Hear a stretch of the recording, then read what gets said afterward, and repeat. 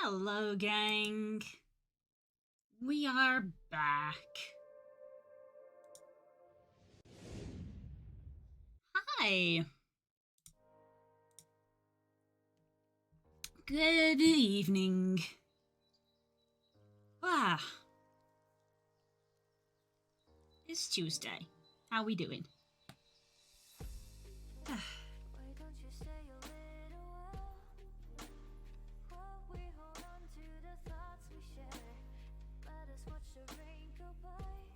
Hello, Core. How's it going?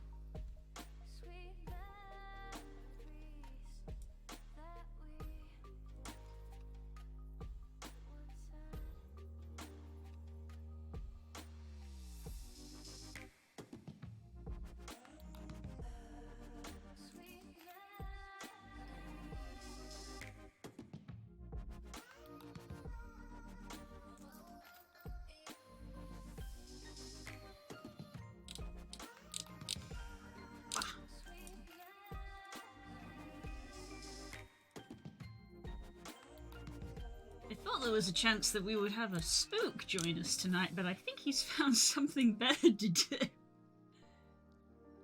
The rare occurrence where spook is off tomorrow, not today, because he'd be going to bed if he was in work tomorrow. I think he's found something better to do.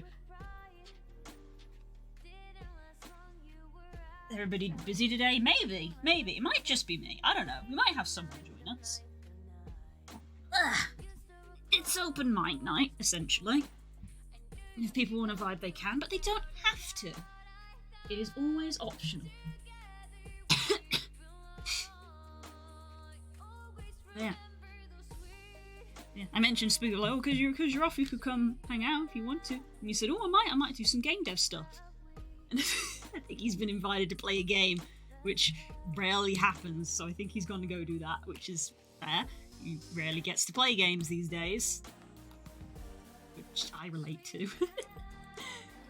But it's fine. Right. We gotta make more stuff for this level, but I remembered that I need to do more ground texture stuff.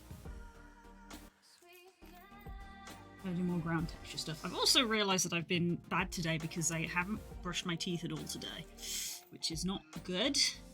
Bit late now, because, you know, gonna be going to bed and brushing my teeth. You know, I'm gonna brush my teeth now and brush them again in 2 hours. Bit redundant. Oops is a simple answer. Oops. Sorry for stealing your husband for heisting, so long as I get something back. Go drag curls out of the woods. No, she lives there. That's her home. Leave her alone.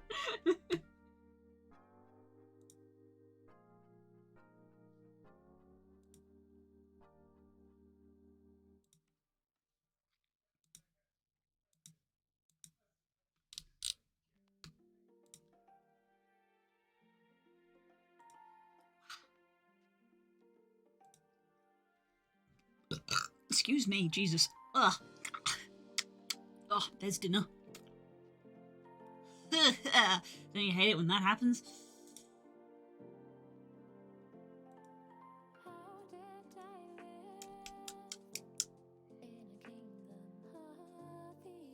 Anyway, that was disgusting. Got my VR chat folder open. I was looking for a picture of my Jex, and I realised I haven't taken a picture of my Jex since I put the wings on it. So at some point I want to go in VR chat and do that. I've got this very cute picture of my Jex with the updated texture, but she hasn't got the wings.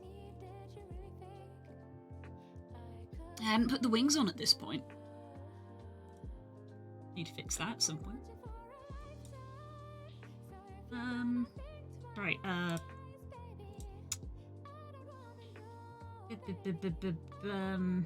A sprite files. There we go. Application. Oh, right, the walls was something that we started. I also want the ground. I don't need the corners. Yeah, I just want this one.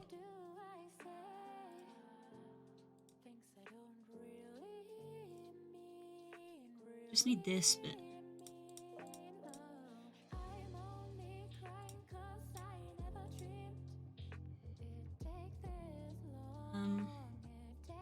This long.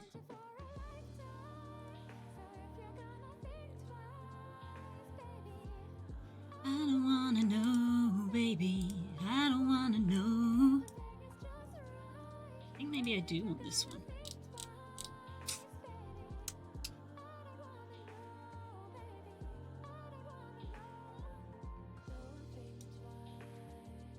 I need to close that because it keeps distracting me.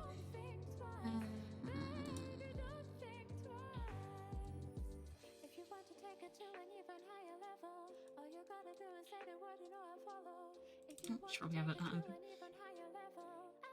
Oh, I've been working on something for you guys. This is a giveaway. How do I hide you? I'm done with you. Hide timeline. There we go. Spoilers. I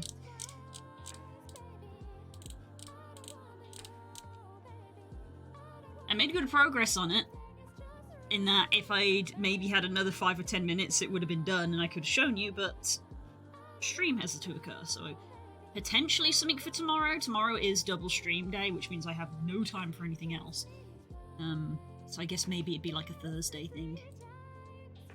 Cross the line.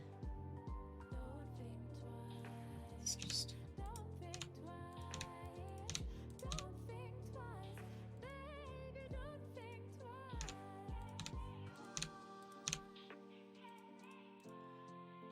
Okay, so there's our two bits. File, save as, and I'm going to save this as ground edges. And we're going to give it a similar treatment as the corners. We're just going to sort of like chip away at the sides of them.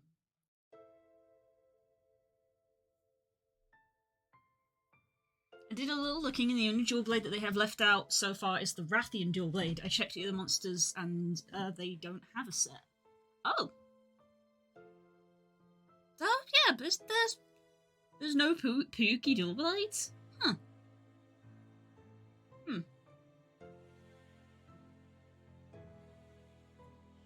Other than the bird ones, but they also need a special event, so... Yeah, the Downy Crake ones are special, you know, they're not they're an event item, not an actual monster item. Yeah. Also, hi, Voz.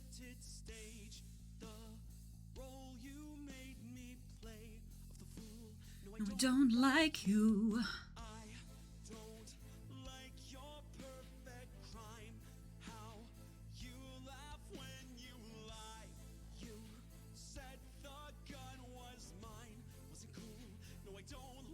Ooh, I should duplicate these because these are my bases.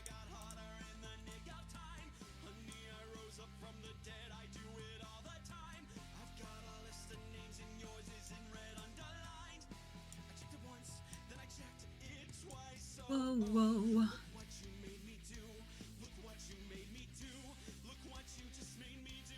Core, at what point does it become a meme, and at what point does it become, like, gibberish?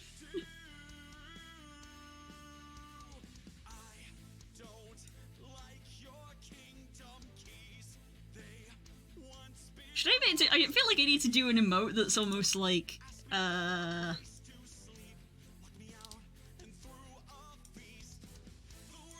Whoops, hello. I should do an emote that's like me with my ears back. Just a Pokeball being bonked into my face.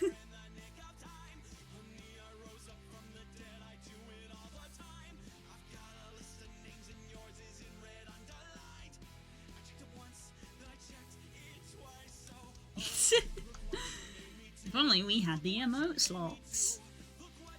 Wait, wait, no, I said... Do I have any higher tier emote slots? We said that we were gonna... Because Hope got a tier 2 sub, we said that we would make the tier 2 boop. Because they asked nicely. Where's my emotes? Emotes. Do I have new slots?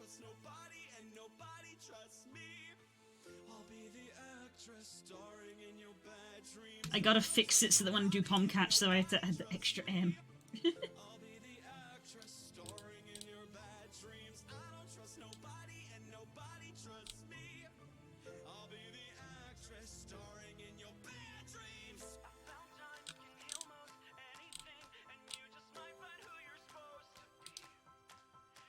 We got 1 tier 3, 1 tier 2. Did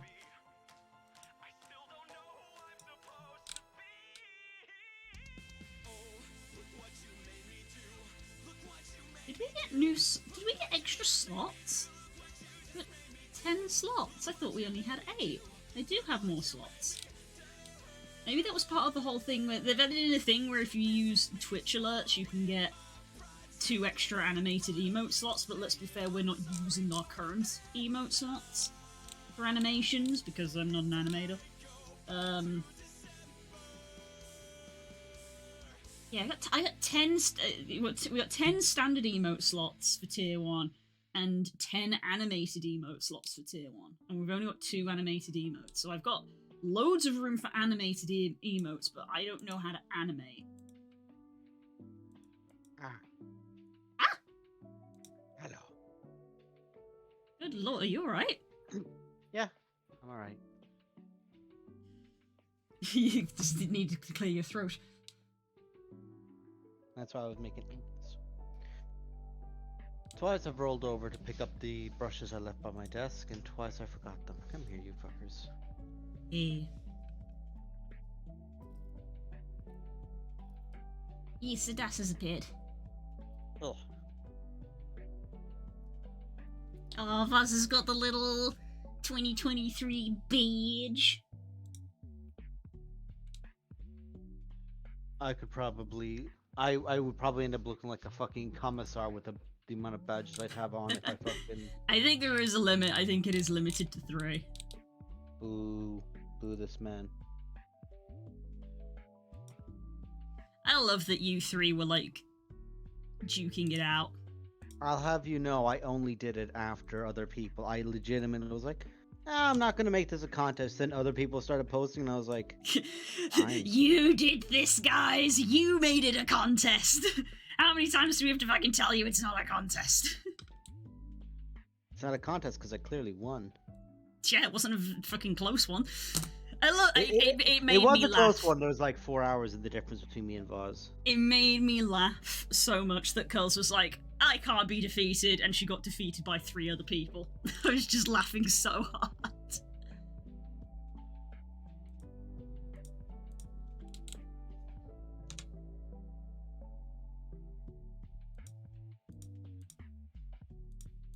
Also, given the fact that what's my top things on Twitch?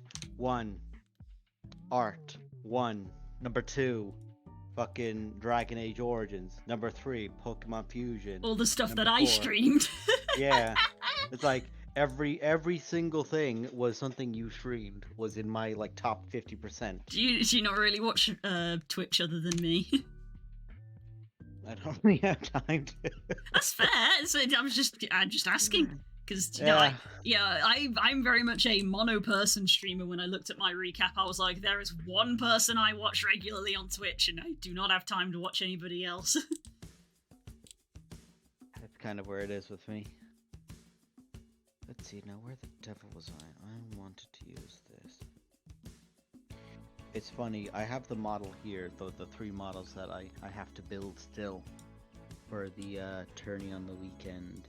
And they're still in their sprues because I haven't touched it because I'm working on this other one. But I'm working on these 3, and they're going to take so long to do by comparison that, like, I'm going to finish these up.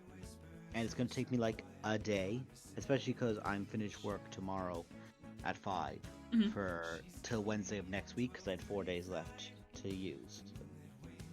So, my time off.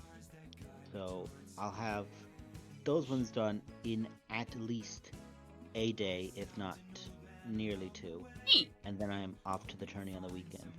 And I have seen some of the lists of things that people are bringing, and I know none of them watch this, but I'm going to say it because I need to shout into the ether. You motherfuckers. There are. So, the guys that I just bought, the ODST guys, Mm-hmm. they are very useful in the meta because. So, the board is. Right, I'll just give you. I know maths is a bitch, but it's like 60 by 44 is the range of the actual map itself. Yeah. You can't do what's called a deep strike, which is taking something from reserves and immediately putting it on the board within 9 inches of most models. Mm-hmm. There are certain things which cause that to be a 12-inch bubble, which means you're safe from being charged by enemies as well, which is very useful. These guys can come in within 3 of any model, bar things that extend ranges of them to 9 or 12. Mm-hmm. And I looked at the lists. I have 3. Every other list has 9 minimum. And I'm there going, none of you are fun. None of you are fun. Fuck all of you. It's like, people are going to want to fight my list only because I don't have as many as everyone else. Oh, God. Boo. But that thing of as well of, well, I mean, my list has gimmicks. But my gimmicks are like, you'll know what's coming at you. It is making its way towards you as we speak. Yeah, so you say gimmick, it sounds like my strategy in Pokemon of, what's your strategy? My strategy is hit it very hard. My strategy is hit it very hard in a very annoying way.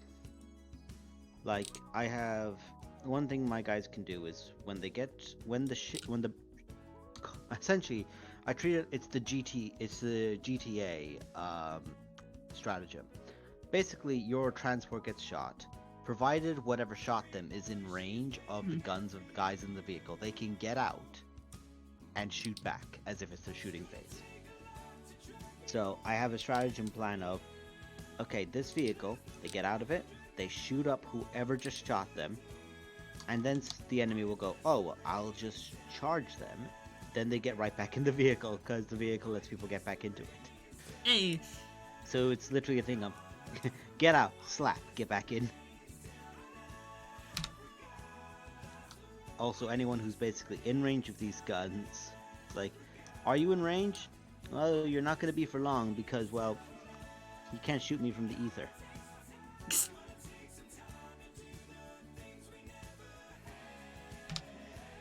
I've had to borrow a set of models from someone though, because I have models I can use for it, but they're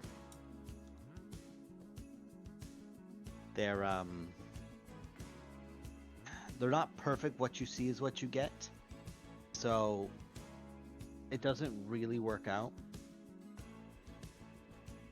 Because I could look at them and go, they're the only ones I have in this army. They're my guys with jump packs. But because I don't have jump packs on them, I could have someone go, well, actually, and be an issue, but they'd also be in the right. Mm-hmm. So someone's letting me borrow 5 of theirs. So that's kind of where I'm sitting with that one, where it's like, it could be worse.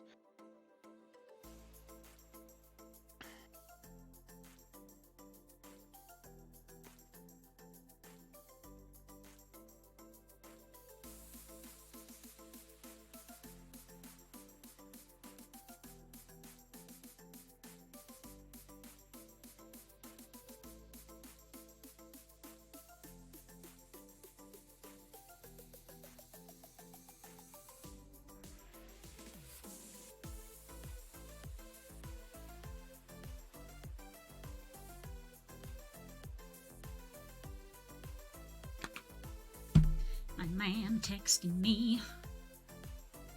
Your man is texting you. My man. My mom. Mommy. My man. Mom, mommy, mother, mama, man.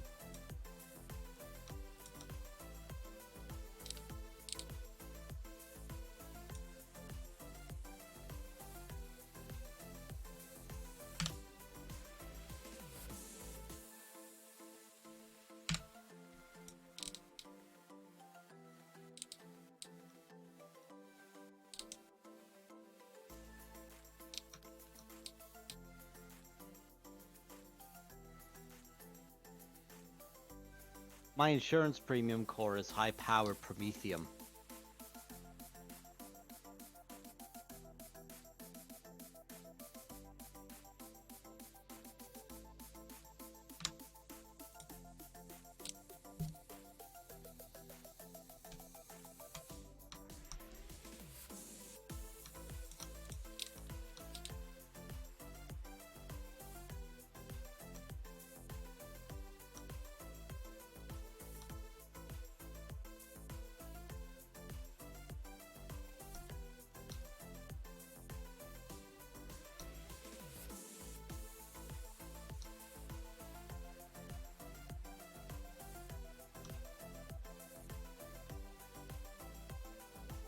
Did I mention the last death battle that I watched on here last week? I believe you did. Yes, it was Superman and Goku and Goku. Superman. Yeah, Yeah, yeah. We've talked about that. because he's put up the track now on Spotify, and it's just because of course you can't really hear it with all the visual effects going on. You just hear it in the background, Hmm. and it's just so good to actually like listen to. Like, oh, who wins? It doesn't matter. Just give it your all. And I love that vibe. It also works for both characters. Who's gonna win? Doesn't matter. I have to fight. Give it your all.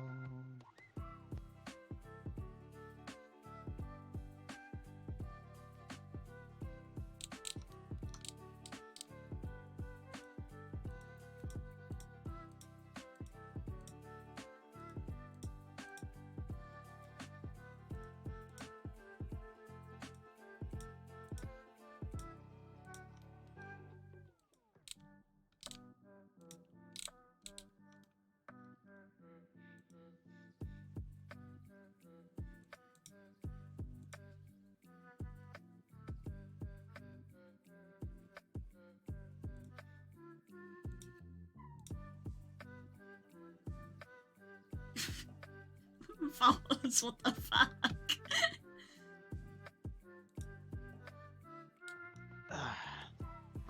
Okay, I need to move my monitors because I can't read from that distance.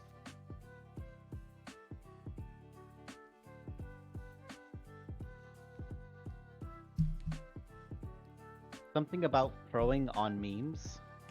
They posted a picture in the meme in the Discord. You can't see chat. Have you thought about putting it on your phone and having your phone on your painting desk? I've literally just turned my monitor to move it because I had it on my furthest monitor.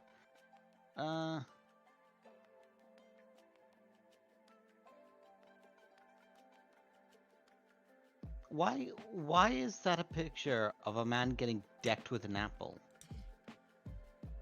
Well, the origin of the picture is a famous painting of a man with an apple in his face. I don't know why. I must have missed the I assume it's something about something being thrown at someone. I think that much like the apple, that has gone over our heads. Unfortunately, yes. We both have ADHD and we're concentrating on other things. Haha, your joke was so good. Do you want to say it again? Because it was so funny. Haha. That's just rude.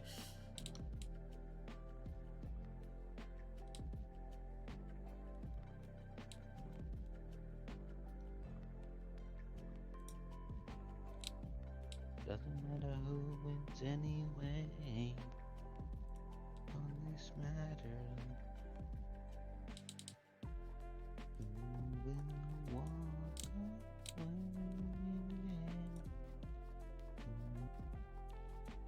The death.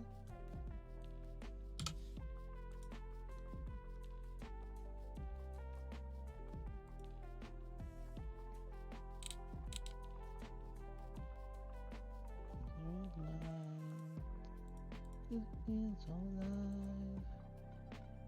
From this path.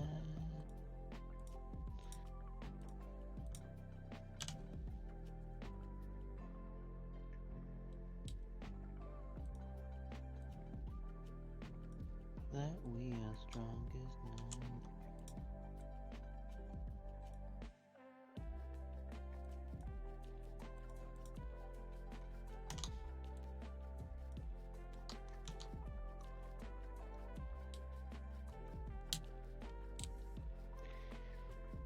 Also, I have him playing the Rogue Trader game, and I believe I've Yes, you completed commented. I believe I've completed what I can refer to as Act 1, quote unquote. Mm-hmm.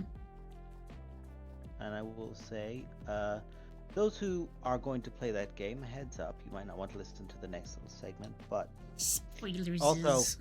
also, it's been gifted in like all their trailers. It's like, oh shit, this planet's been attacked by chaos. Okay, well, we have to get back to our ship now so we can get up to the main ship. And you just see the area get detonated, and out of the fire walks a Chaos Space Marine with a heavy bolter. And like normal bolters put holes in most things. Heavy bolters put holes in everything. Mm-hmm. But he walks out and he's spouting litanies, and it's a word bearer. They're essentially the, oh, you need a chaos cult made?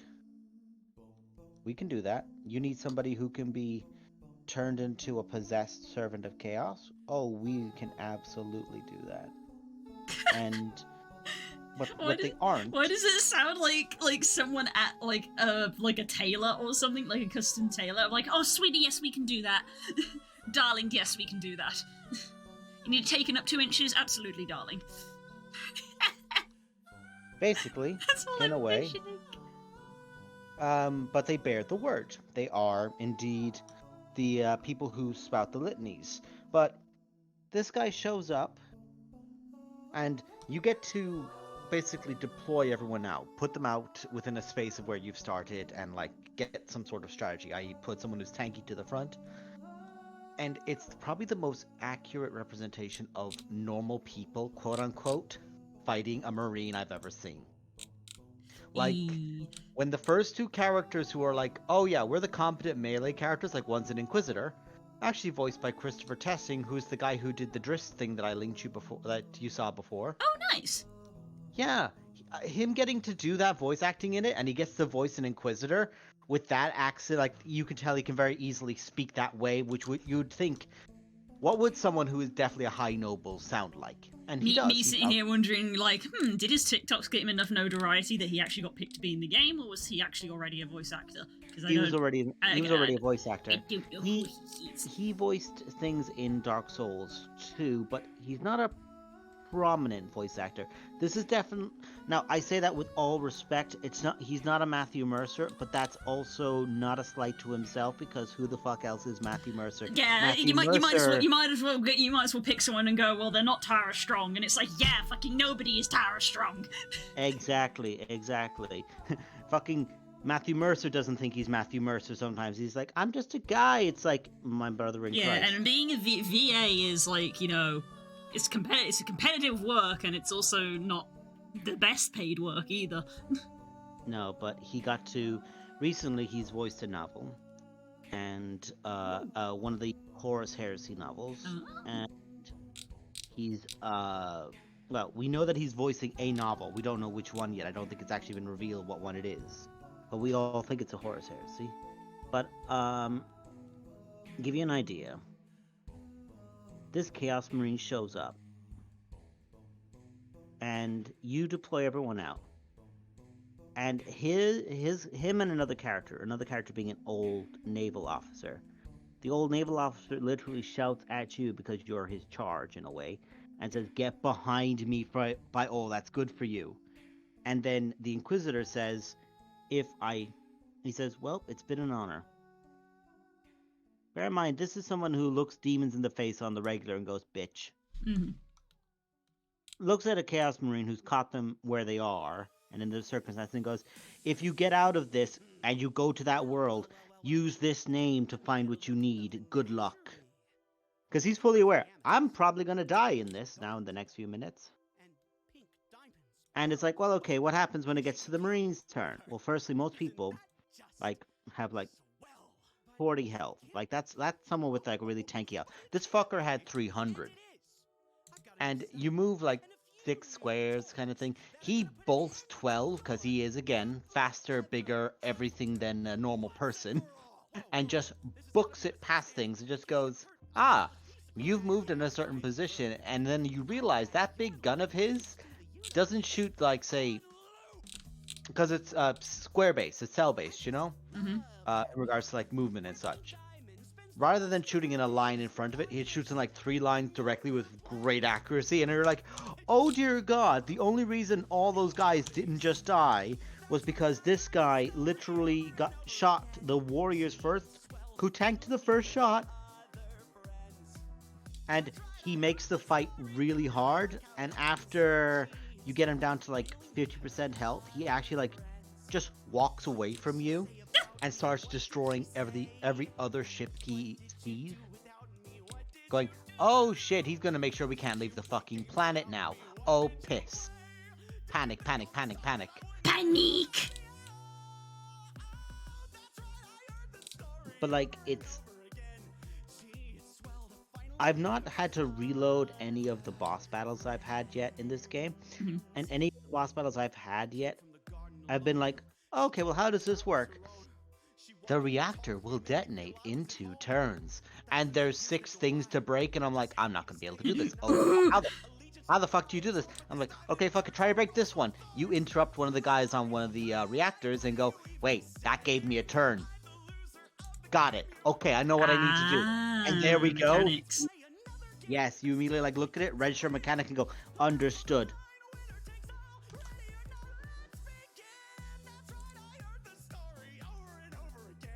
So, it is good for what it does. Good.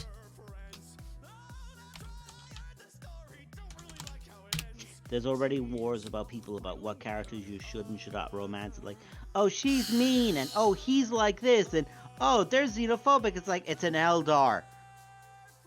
Their typical thing for calling humans is Monkai.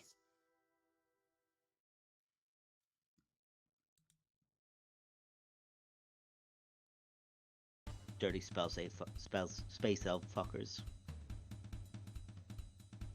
Says I, the space elf fucker. At least you're self-aware. Yeah, I'm aware. ID, like that now. As long as you give it your all.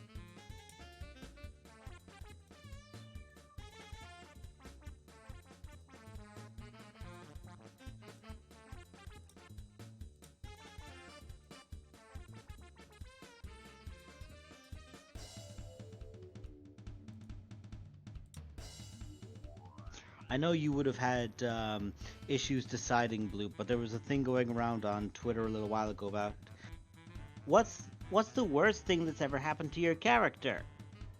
Of course, there were some people who, were like writing their things, and then I was just like, here's a picture of Thane getting cut in half. Mm-hmm. Thank you. Which, of course, then just went, now I'm thinking about Thane getting cut in half again. Sad. He walked it off. Which, again, I can at least say that about him. It's like, Thane, what happened to you? I got cut in half. Oh my god! It's like, oh, it's fine, I walked it off. I got that. The fuck you mean you walked it off? I walked it off. I just remember. I will always remember for the rest of the time. I think here it comes. That time where you were like, I've got the best kill death I've ratio. got the worst You've KDA got the worst ratio. kill death ratio because you fucking died. I will remember that forever. And also, you here, he's deaf.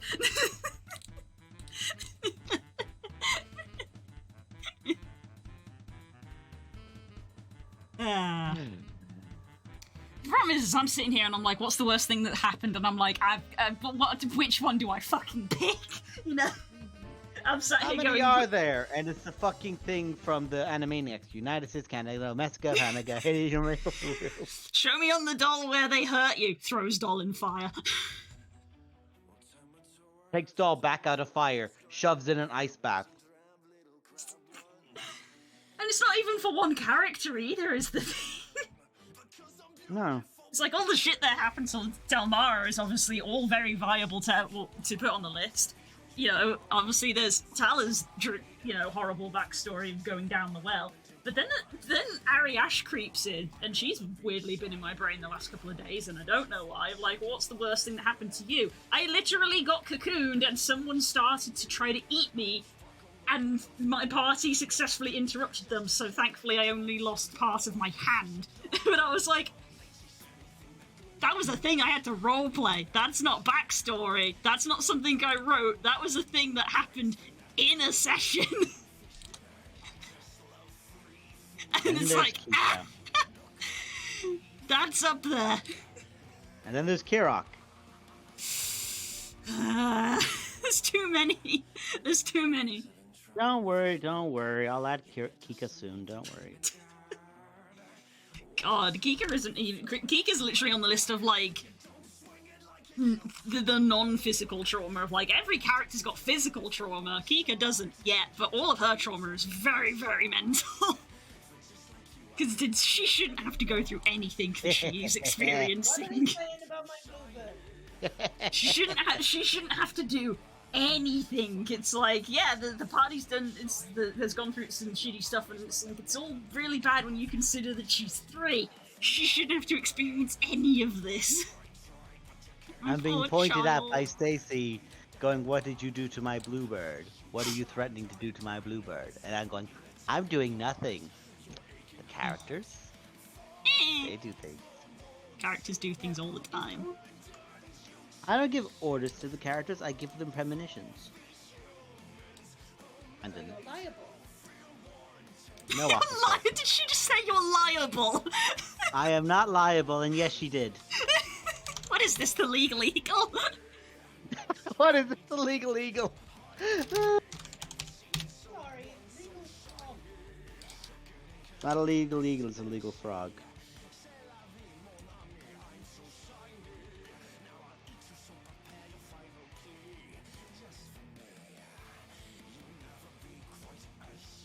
And there's our frog cameo. Mark it down on your bingo cards. Remember, it's open mic night. She can join if she wants to join the conversation. She's sewing in the other room. Ah, fair enough. She is working on Mini Bunny Gwyn. Aww. Cute patoot. Which of course means then we'll just leave them down next to Bunny Trudane. Aww. And then they just be cute. What's the worst thing to happen to Blue's character? Das. All Das. you know what I found out that you can do to water? Go on, hun, yeah? Kidding. You wash wool in hair conditioner to make it softer? Correct. I've done That's that. amazing. Yeah. Yeah. I was talking with Carls about this the other day because we were both doing knitting. Well, yes, you wash wool with conditioner. Yeah. Go giggle off into the corner, you little gremlin.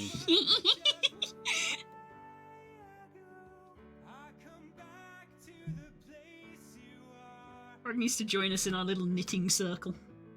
I will have you know, Core, I am not always her DM. Sometimes I'm her player. This Friend. is true, yeah. I said that two of the characters I just listed, Das is in the DM for. Tala and Ariash have different DMs. If I had a nickel for every DM that had tried to eat my character, I would have 3 nickels, which is very, very weird. And one Because of them they're all different DMs. One of them partially succeeded. I will have you know, Blue, you have been successfully being eaten on multiple occasions. The problem is, when something eats Tala, she goes Beyblade mode, and then becomes that person's problem. Yeah. No, it didn't. I'm trying to remember. Del didn't get eaten by anything, did she? I think something tried to, but I don't know if she successfully got, like, ingested. Which is I don't think Delmara got successfully ingested, because she did. We would have definitely have had a story about Grunt literally going in somebody to pull her out. Yeah, I think at most something tried to, like, bite at her. Like, probably the dragon had a snap at her, but I don't think she actually got ingested. So yeah, it's happened 3 times, but it's only been 2 characters because 2 things have tried to eat Tala, and both times they failed. Well, no, I think the Froghemoth did. Well, I know the Vanderhop did get her like in the mouth, but wasn't able to take her down because, well, firstly, her Hurry Bane goes haha, Yes. but also, congratulations, you now have Brr. Tala. You now have Tala in you. Would you Yeah, like so indigestion? Tala doesn't get spat out, she rips her way out. This is why monsters should chew their food. It's my favorite line from SCP-682 versus SCP-96, which is the Shy Guy versus the Hard to Destroy Reptile, which is, it has now been ingested by 682. It will now proceed to make an exit. Mm-hmm. Tala. Yeah. And it's only after that he went, I shouldn't have eaten that. Oh no. Regrets.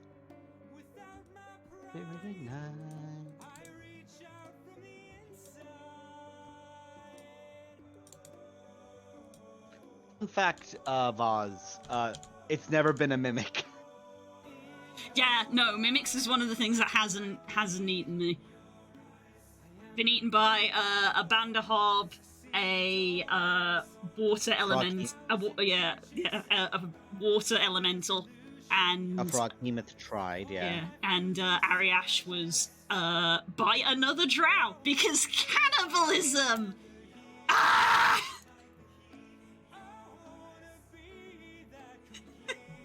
I do miss that campaign. I am sad it's not continuing. Speaking of a character from a campaign, am I correct that there was talk about ships a while ago and Delmar and the Raven got brought up? I mean, yesterday we were talking. The way that it was the sequence of events is I have a plushie Kickstarter that I backed about 6 months ago, which is now starting to reach the point reach production. A Raven. One of the options is the Raven, and I was explaining to Voz why I kind of have to go for the Raven. I was like, I can't not have the Raven.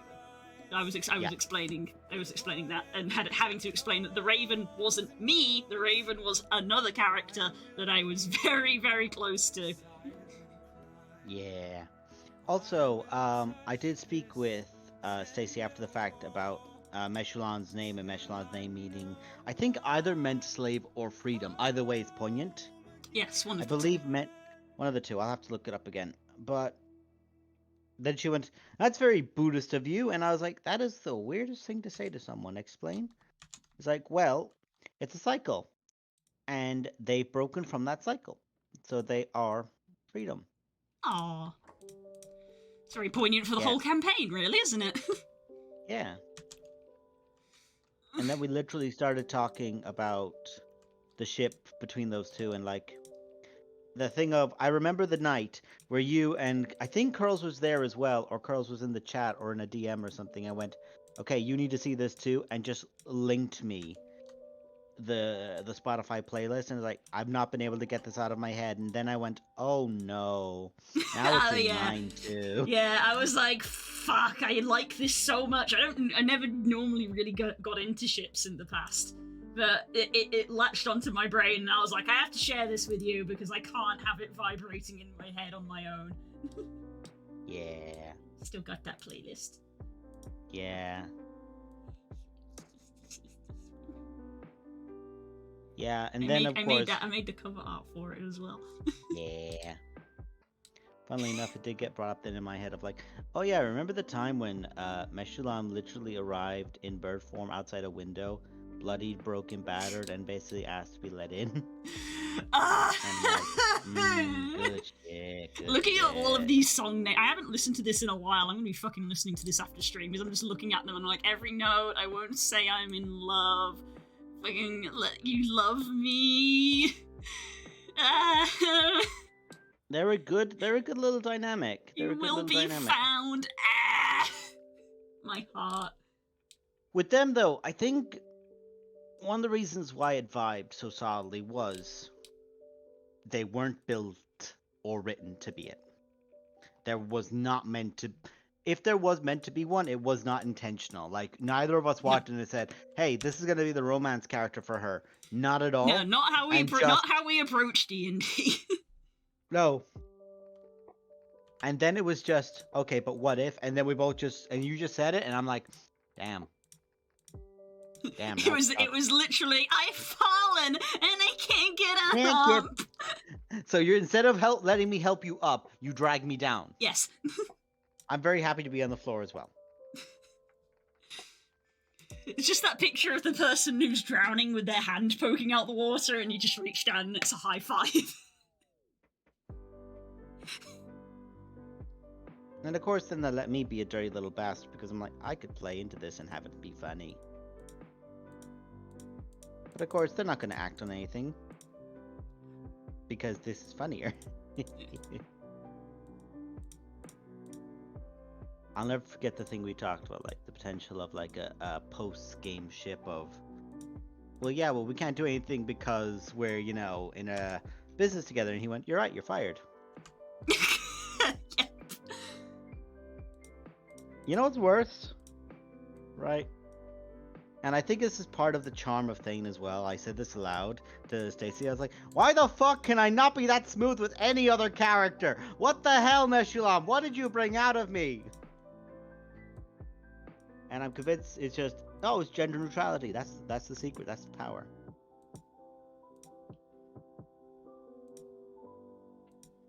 They're GNC, and as such,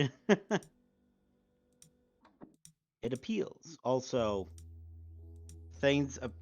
half of Thane's appeal is being a fucking himbo. Mm-hmm.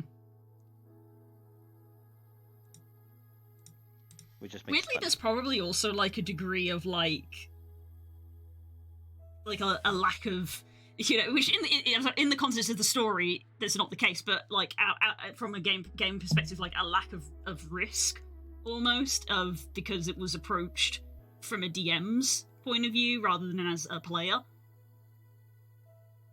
kind of thing. As like, oh, there was risk in the story because that was like part of the whole thing of like there was a lot of risk involved, but it's one of those things where it's like, well, what's the bad result of this going to be? And it's like, well, the bad result is just that they're not together, which is fine. Yeah. So there was no bad result. Yeah. Kind of thing. Whereas it's like when you're playing a game and it's like you pick the wrong romance option and you're like, shit, fuck, I fucked it up. Reload last save. It's like you don't have that worry because if, you know, it's not reciprocated, it's like, okay, well, you can just carry on with your life. It's not the end. It's not a game over kind of thing. Yeah. Also, it's like it's not a romance sim. It's funnily enough. I'm again because I am a dirty little shipper. Okay, let me cook. I equate it the same way I equate Tala and Cordelia. These two characters were not designed to do this, but an attraction developed. Primarily because the DM and the player just went, hands on chin, wouldn't this be cute? Wouldn't it be cute? And then again, you said it to me, and it's like, I am now heavily invested in this. How can I assist in enabling this as a dirty little ship, like, assistant? Yeah. And also, I feel like, yeah, the also thing of, let's be real, also a big thing that pushed them together is actually the fact that Spook left the campaign. Because, you know, in the end, Delmara and Alistair did end up together, but when Alistair was out of the picture, and it looked like for the foreseeable future he wouldn't be, Delmara's interests kind of did go elsewhere, because there was like this very slight attraction, and it was only when Alistair left that Delmara realised that she had this slight attraction to him. Yeah. It's like, oh god, why do I feel sad? Why am I really upset? It better not be because that fucking idiot's gone, I It's swear like, to god. oh fuck, he's fucking left, and I'm sad about it, and I didn't realise I was gonna be sad about it, and now this other really attractive guy is at my window, and I don't know how to deal with feelings, because I've been repressed. Ugly crying. Lord.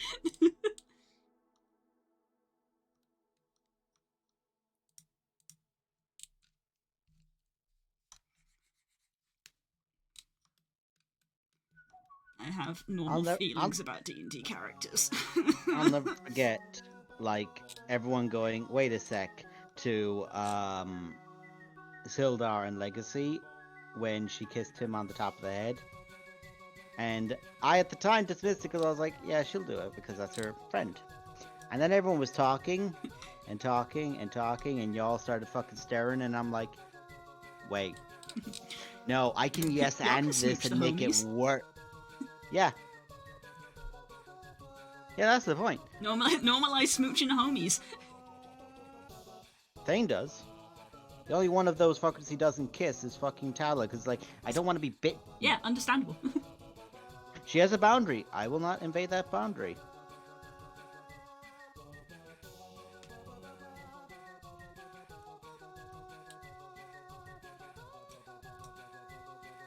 But I remember sending Curls that thing about the right to know. I'll never forget sending her that Google Doc, which was just... It's written from, like, a third-person perspective of, like, oh yeah, her memory got messed with by Destiny, as did Sildar's. And they stepped away that night, or like that the next morning, and like everyone moved away from each other. But it was really Destiny being an absolute piece of shit. And of course, Auntie at one point going, oh, that's a woman who is in a situation. I am not a fan of a woman being in a situation. Okay, dearie, you owe me, but here's the thing. And Legacy's first response is, I'm going to beat that man to death. Which he nearly does. Yep.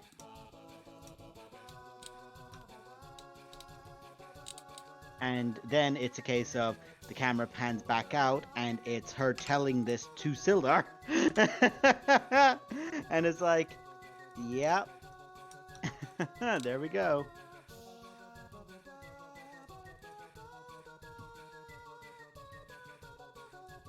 Which does mean that with Glory's younger sibling, Sildar can wear the shirt of, I'm not the stepdad, I'm the dad that stepped up. Yay! We love But it. exclusively for the middle kids. Because there was then twins after that.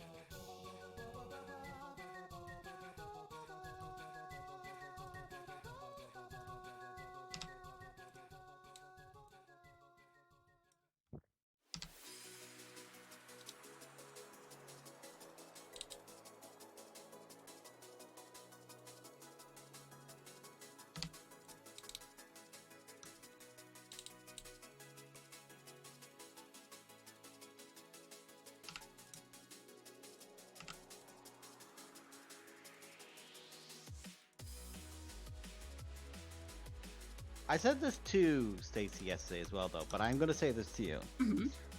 My favorite Okar ship was not Meshulam and Del. Blood and Sand, you mean?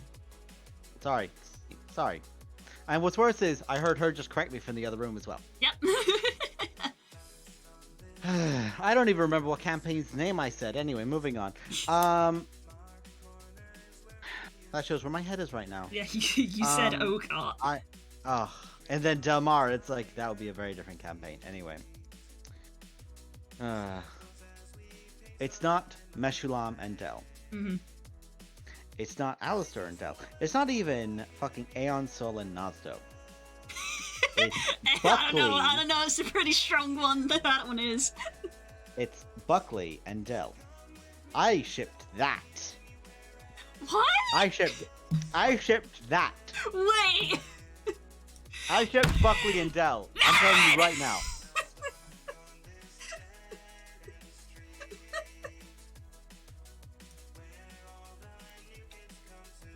I shipped that so hard. Why And I is have this zero taking shame this about long to talk about this? Because you know what? I'm convinced I had said it to you at times. And then I went, wait, I don't think I ever actually vocalized this. Well, let's find out. No! Dash shipped Delmara and Buckley? What?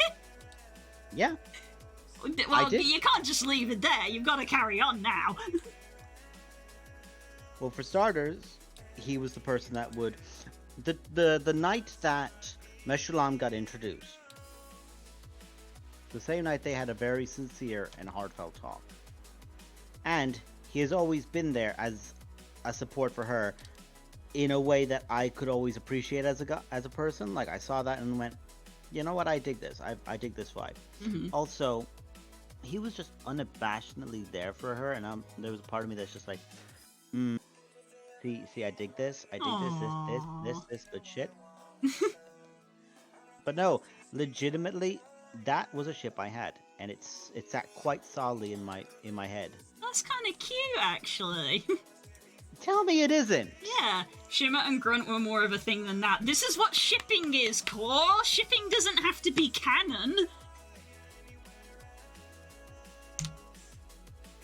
Core, you've been on the internet, motherfucker. Like, all shipping is just you take two dolls and go, these two look cute together. Yeah.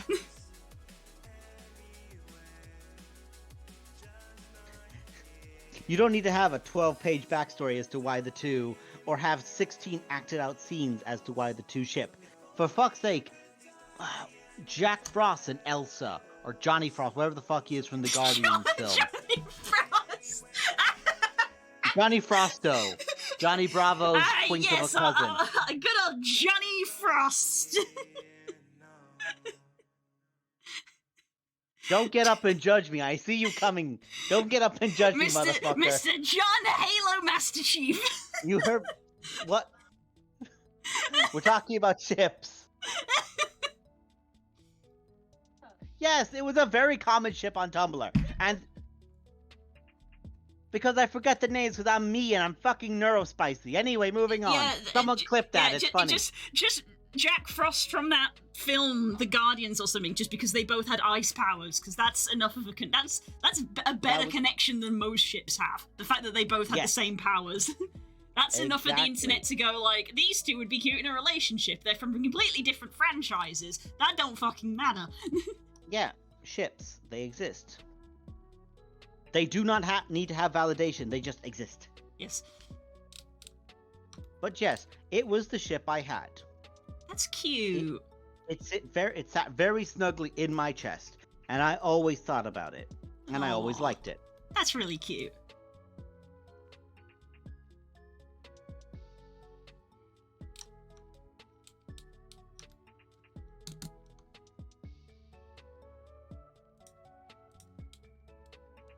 So yeah, there you go, guys. Aww.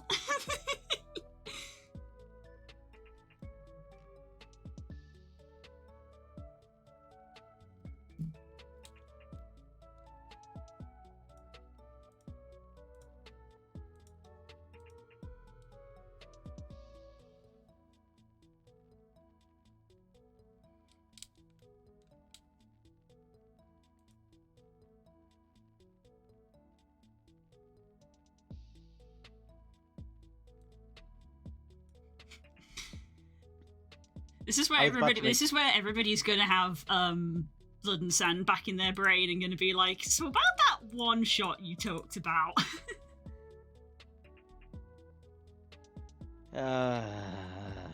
It's a joke. I mean, this Spook's too busy. Yeah, I know. See, Maybe one day in the future he'll have a better work schedule. Oh, wouldn't that be nice? Wouldn't it be nice? Wouldn't it be nice? If we could play some D&D frequently. Yeah, and to circle round from D&D and with Spook as well, have you had a chance to look at any of the MCDM RPG? Literally doesn't have a name. No. They literally said we haven't thought of a name for it yet, and because it's so new, everybody's going to refer to it as the MCDM RPG. So we're just keeping that for now. Eventually it will have a name. It's just this placeholder for now, yeah? Yeah. But it's like, if they called it something like Indominus or something, it would be, oh, have you seen Indominus? And everyone would go, what's that? And then you'd go, it's the MCDM RPG. So they're like, let's just cut out that step for a bit and just call it the MCDM RPG for now. Bit of a tongue twister. Yeah, a bit of a tongue twister. It's just it's just, it will have by a proper order name of eventually. the Fleece Canadiska Denal. We're now to not touch to the peace cut now. That's an audio clip on sound alerts. Or Tris Mechanis de la Nis Cardinal, and I was like, fuck. But anyway, that was partly why I poked Spook to come on here tonight, because I was like, you can talk about this because you've watched a lot of the videos, and I've only seen like half. He's busy heisting. Yeah, he doesn't get a lot of chance to heist. Yeah, but yeah, it looks interesting. And Spook even said himself, when he was watching some of the videos, he was like, well, my brain defaulted to, how do I make the Blood and Sand crew in this? Because that's sort of like a default character creator kind of thing. And he said to me, interestingly, the what is being called the Shadow, which is their proxy for a rogue, kind of. He was like, I don't know if Delmara would be a Shadow. And I was like, how come? And he said, because it does have magic. And that was kind of a thing that Del didn't have until the very end. And I was like, that's fair. Talk me through it. And yeah, it's just sort of like has... I'm trying to... this is me trying to remember what Spook said, because I've not watched the video. Yeah. But yeah, there's like a little... I guess it's a little... from what I could gather, it was a little bit like the Shadow Monk, almost. Of like, there's a little bit... Obviously, the Shadow Monk is key, but key is kind of magic if you squint, kind of thing. Mm-hmm. And it's just one of the things where it's just like... I'm just curious about it all. Of like where it's going, and like it's interesting because you're essentially seeing the development of it live. They talk about the decisions for things, so like they talked about why they chose a 2d6 system over a d20 system, and it was kind of just due to the fact of like the margin of error on a d20 is so large, whereas with the 2d6s it is smaller. So it's like, yeah, you can still roll badly and stuff, but it's not as drastic with D&D because, let's be honest, as someone who's, we've all been there, it is so annoying to be like, I've got a +6 in this skill. I'm really good at it. Cool, well, you rolled a 2, so you got an 8, so you still failed, and it's like, I got a +6, I'm so good at it, and it's just, so it's just kind of like scrunching it down a little bit. Yeah. Which is kind of how they're doing the levels as well, which is how they're saying that it goes from level 1 to 10 instead of 1 to 20. And it's like the power scale is the same, of like a level 10 in his game would be as powerful as a level 20 in 5e. It's just scrunched and condensed it down. Yeah, and I think I mentioned before how they said like level 1 is the equivalent of level 3 because level 1 is shit. We all know it. Level 1 is kind of crap, so they're like, we're cutting it out and we're getting straight to the good bit, so you can have more fun. And I'm like, that's valid, to be fair. We're at the point as players where we've played so much D&D that these days we skip level 1, because level 1's dull. It's fine for learning how to play the game, but once you've learned how to play, you learn very quickly that it's boring. It's like me, it's like, what was my level 1 for my campaign? Well, my level 1 for my campaign was just me explaining the plot. Again, I kind of still feel very good about how I started out Pop, I'm going to be honest.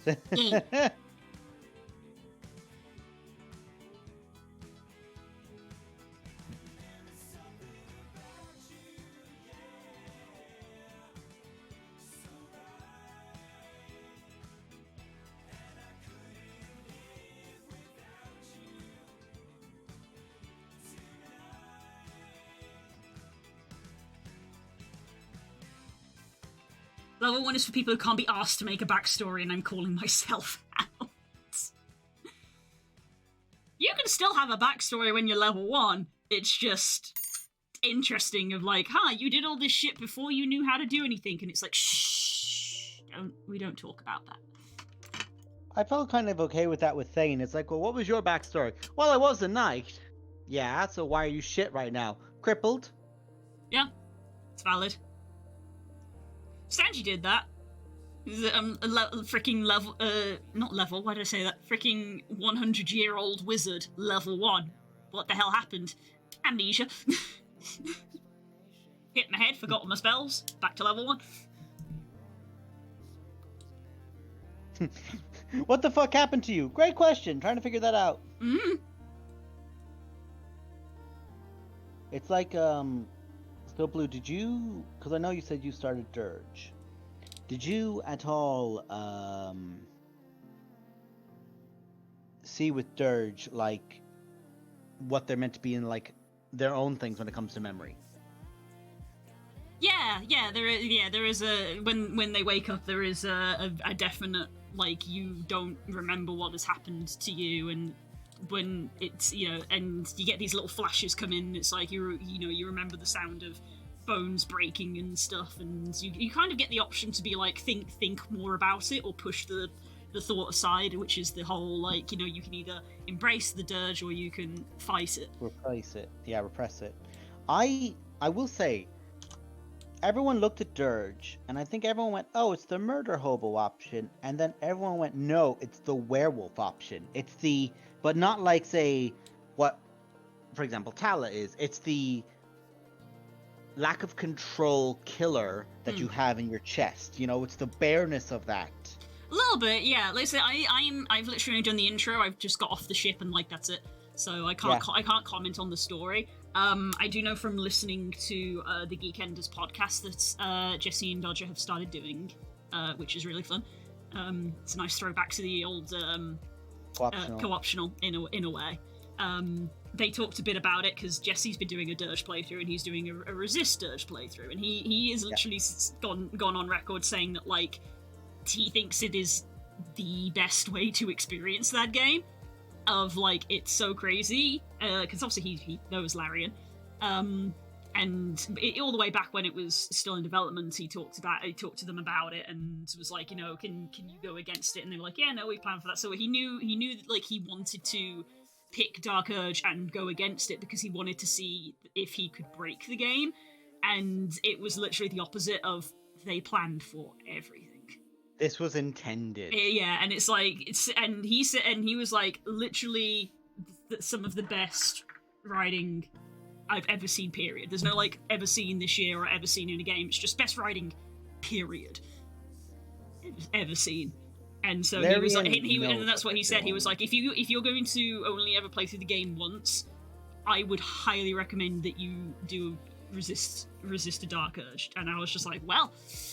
This was after I had made the character. This was after I had made it that I heard that, and I was like, well, if that's not an incentive to play it occasionally, I don't know what is. I won't lie, a part of me legitimately wanted to do it as a Dirge, but like I think we said it at the time because it got brought up like, oh well, play Dirge with Crumblebottom, and I was like, no, Crumblebottom would want to kill, but it's the lack of control of the situation Crumblebottom would loathe. He doesn't have control over his action, who he kills, how he kills. That would, Crumble is and always has been, I must control the situation. I must control. And again, they're all about control. Yeah, he's all about control. He's all about like, I know I have the situation under wraps at all times, and when I don't, well, I'm gonna burn the room down. If I don't control the room, I'm gonna burn the room down kind of situation. Which, well, congratulations, that was the campaign. But he would not want, like, it would not be genuine, because I'll tell you who would be, for me, what I wanted to do was, I wanted to do Dirge, but with Thane. What a surprise! Yeah, I know, it's obvious. I know it's obvious, but it's like the Eldritch Knight style of it, the one which is the Deathmark brand, and fighting against that as if it were the Dirge Urge. Okay. Yeah, I guess it's one of those things where you could do a resist playthrough as Thane, but then you could do an embrace one as someone else. So obviously they're different. Oh yeah. Like Thane would always be a resist. Yeah, I'm not 100% sure. I think at a certain point in the embrace, there is an element where it isn't like you black out and everybody dies. It's like, no, you're aware of what you're doing. You're still choosing to do it because you've embraced it. Yeah, it's the to my understanding, it's akin to the way that it was, and probably the best example of what Dirge is it's kill mode in Undertale. Where Yes, yes. in that way of, it's not of a, oh well, you are, being bad. It's like, no, you're going to you've already decided on killing everyone. We Yeah. know you've chosen Yeah, it. it's you're not being controlled. You've made this choice.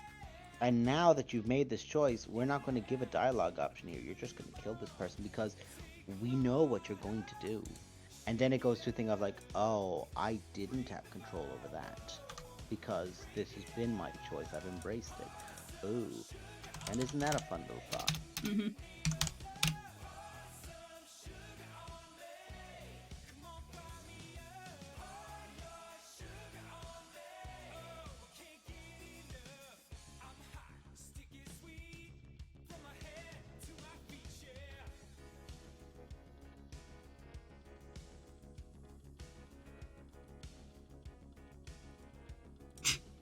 The Dirge playthrough that I'm doing, that I've started, my intent is to try to make it a resist. Could you imagine playing Delmara on an Embrace one?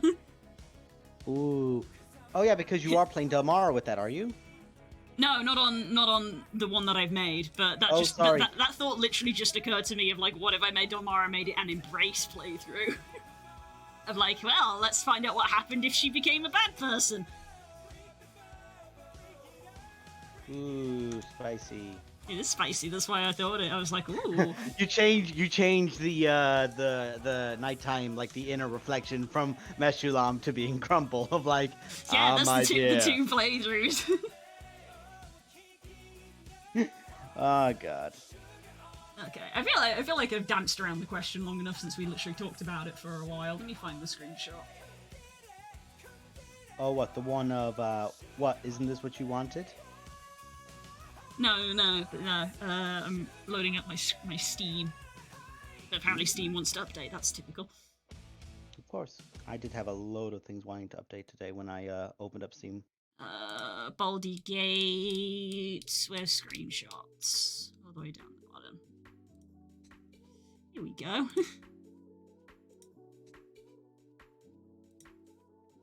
There she is. There's your Dirge.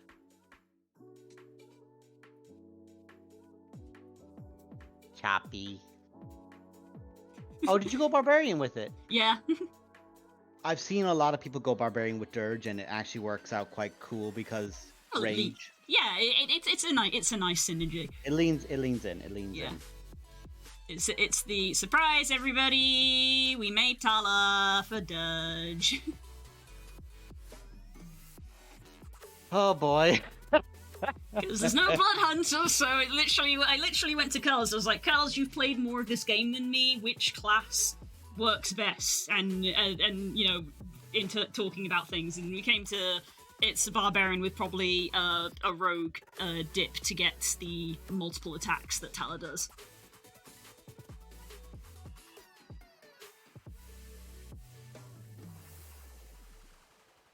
I just love the way how she stood there, but her fingers are like flexed. Yeah.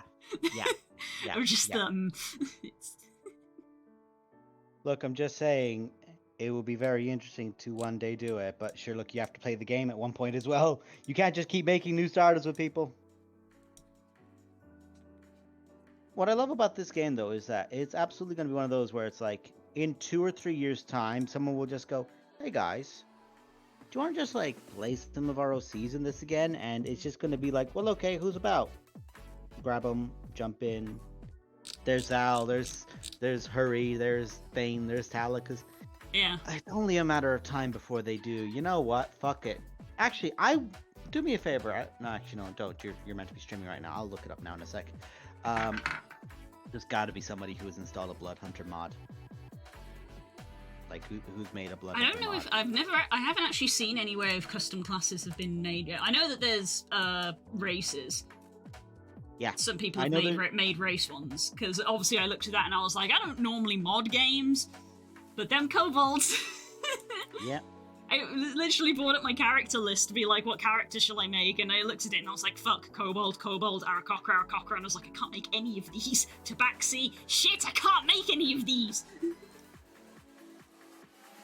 Which, like, I get it, because Curls even explained to me that the way that Larian do their writing It's literally the tenants. One of their tenants is if you do it for one, you do it for everyone.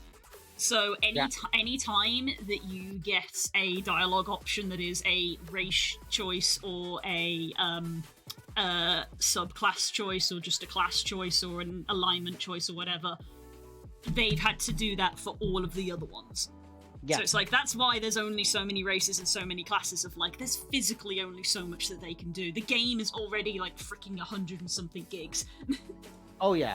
The game is Titanic. They know it's Titanic. I know there's been, like, mods already been done for the game, but I think that's, like, through Nexus and the like of that. Yeah. So I wouldn't be surprised through Nexus if there wasn't, like, a Blood Hunter one already done. Yeah, that's what I'm saying. It's like, that's why they probably won't. Maybe they'll, you know, given their success, maybe Wizards of the Coast will turn around and be like, hey, make more. But traditionally, Larian doesn't. No, Larian, to their absolute credit, will go, done. Yep. Now let's update it, polish it, tidy it, clean it, make it better. Yep. Get like, those bugs they fixed. won they won Game of the Year, and immediately were like, oh, by the way, guys, here's the next community notes. Like, here's our next patch update. We took feedback again, and we're working on this now. When we finish this, we're going to work on these now. We're hoping they don't try to fix everything at the same time. Like, okay, fix this, make it stable, cool. Fix this, make it stable, cool. Mm-hmm. Fix this, make it stable, cool.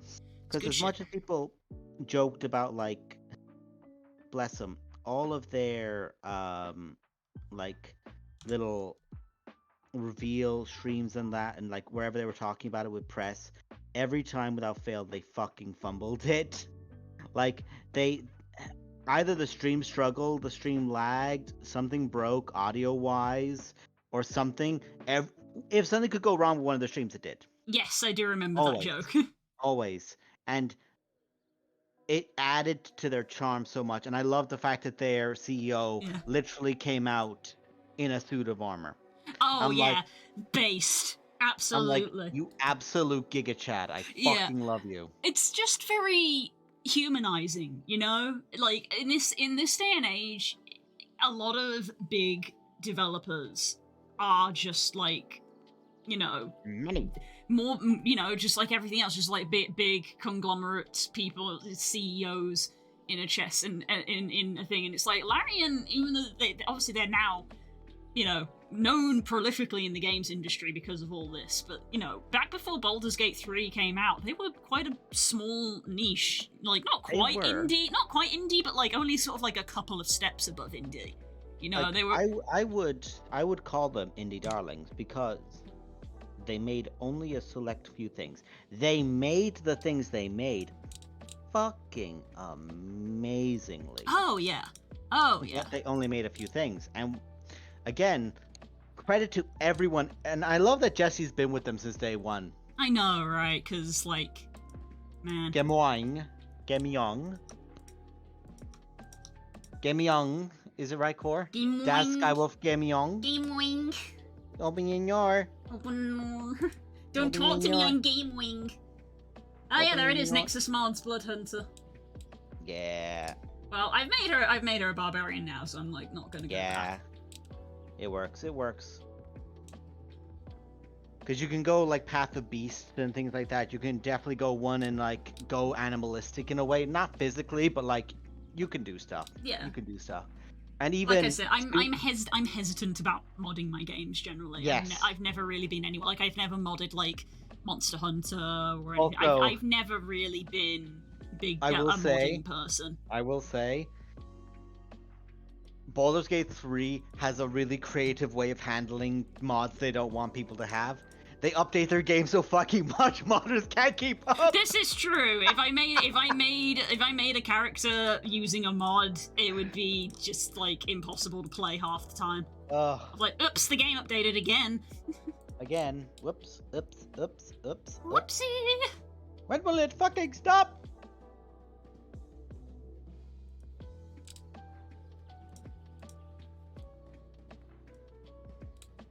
My song literally ended as I shouted that.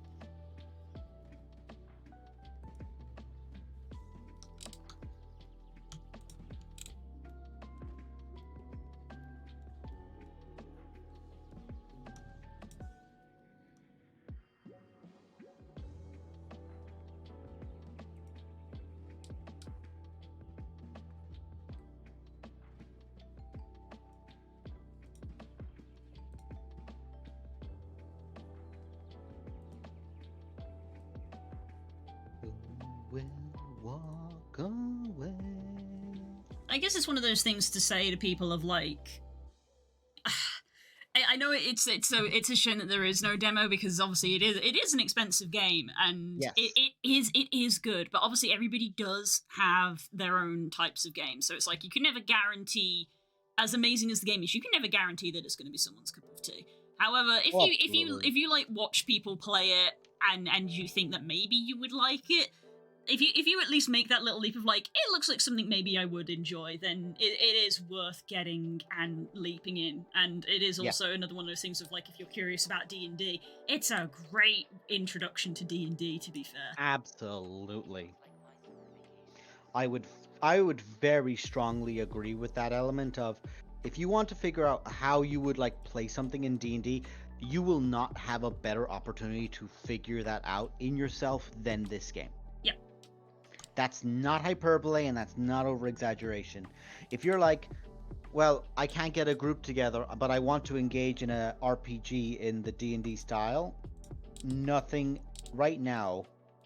Because previous to this, we had Celeste. What's it again? Wow, says a lot. I mean, the first Larian game was Divinity. Divinity, yes. Yeah, but that's not what I'm referring to. I've said before that I always found it amazing how I always said that, like, oh, Divinity is the closest experience to D&D in video game form. Yeah. And then they fucking hired Larian to make a D&D game, and I was like, congratulations, you literally chose the best person you could have. There is no one better. Everyone was very much to that mindset, but there's Solasta, like Crown of the Mage, or Crown of the Magister, and there's a few other games that are akin to RPGs. Again, like we had previous things from like previous Neverwinters for Baldur's Gate, and like we had a D&D MMO, which I played, in bygone eras, where like you would level up quite frequently between a level, and you just like tiny little minuscule increments, and then every like 10 would be one level, like one actual level, and it's like, wow, this is just a grind. But it's like, is it accurate to D&D? Yeah, but D&D is a tabletop game. It doesn't always translate well one-to-one into a video game format, whereas these games do translate it well into a video game format. It's like, yeah, if you play D&D, in real life, you will level up maybe once every few months. You don't want that in a video game. You want to be leveling up every few hours in a video game. Yeah. So, like, say, you're not going to have as constant combat as you would in D&D. Or, excuse me, in Baldur's Gate, you will not have, like, the constant combat that you have in Baldur's Gate in actual D&D, because how much D&D you think your fucking Dungeon Master can prep? Jesus Christ. Yeah. And also, of course, Baldur's Gate doesn't take into account the whole of, like, oh, time to spend 3 hours shopping. I mean, I'll have you know I spend 3 hours shopping in Baldur's Gate. I mean, you can, but it's like...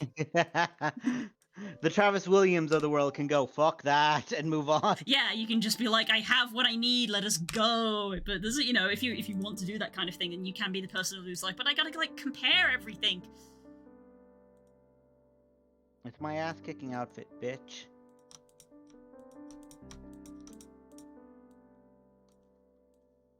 That's actually something which is quite fun in Rogue Trader, is you put on gear on your character and you make yourself look fucking stupid. But if you've ever looked up a Rogue Trader from 40k, and I'd recommend anyone here do that in their free time for a giggle, you look at them and go, that is the stupidest ostentatious outfit I've ever seen. You look exactly like an RPG character. Yes, that's the point. Thank you. That's the point. Moving on.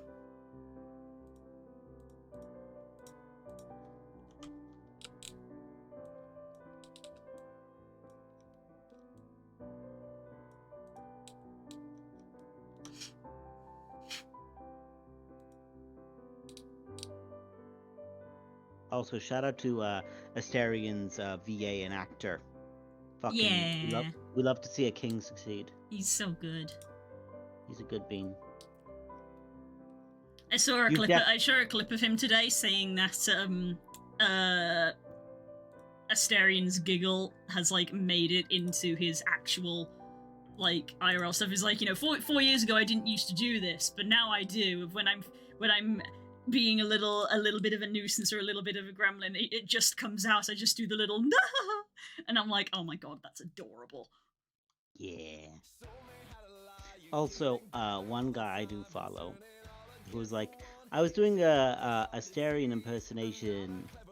I was doing an impersonation of a Stadion earlier, and they went on, right, and they were doing the whole thing, and I realized it's just Sexy Stewie from Family Guy.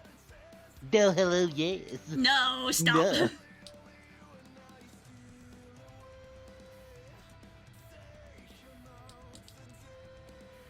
And I'm like, ooh, I don't know how he's gonna feel about that.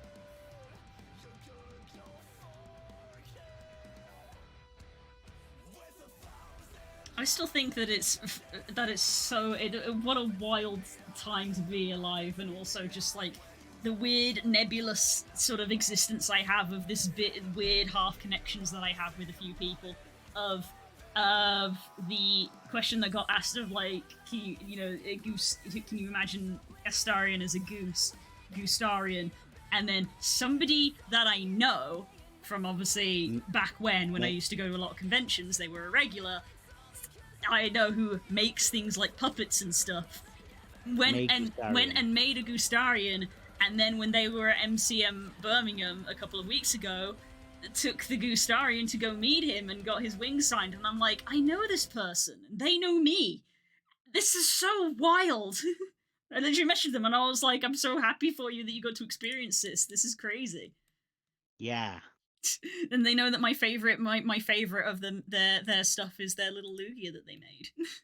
Yeah. Because it used to be the thing of like they come and say hi and to be like, you bought my son.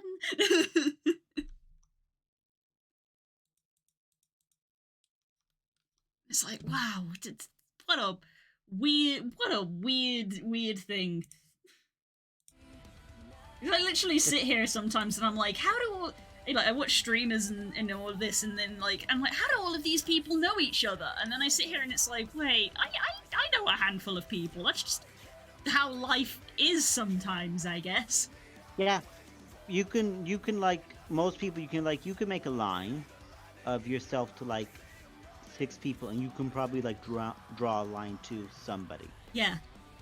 Like I've been watching Pirate Software a lot lately because obviously the algorithm. Yeah. I mean, I was following him anyway, but like the algorithms really favored him, like to a crazy amount. He's now on. He's literally on like the top 10 list of. Like, I guarantee you, the motherfucker knows exactly how to make the algorithm work for him. No, he himself will say of just like, you can do all these tips and tricks, but a large portion of it is luck. Yeah. But I was watching the other day. Oh, on two separate days. It happened twice. Of one day he was like, we're gonna raid. Do you want to raid X or do you want to raid the llama? And I went, the llama. And then he was like, llama? Okay, we're gonna raid in a duper. And I literally said out loud, and Spook came in and like, what did you just say? I said, how does this guy know who Duper is? Duper's part of the furry community. I follow Duper. And then it happened again today. Onster popped in their chat, and he was like, if you guys, Onster's amazing. If you don't know them, you should go follow them. And I was like, he knows Onster as well? That's just being fucking well connected. Also, he works in computer software. Of course he knows furries. True. Like, we've all seen the joke of all those furries on that one plane going, please God, don't let that crash, because the entire country's infrastructure of software would crumble. Yeah, the meme. I'm just like, oh God. Isn't there like a legality thing? Like this many of you can't be on the same flight for like a...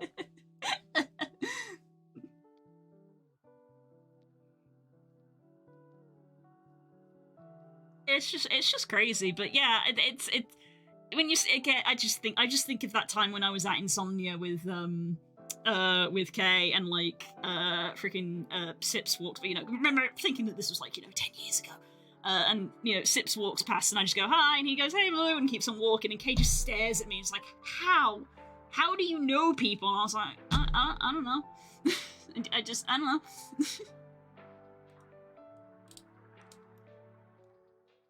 It happens. Should be crazy. Yeah, it should be wild.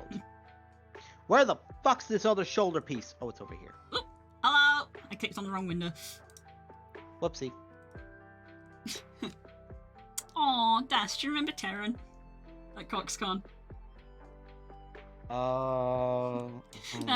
That memory makes me smile.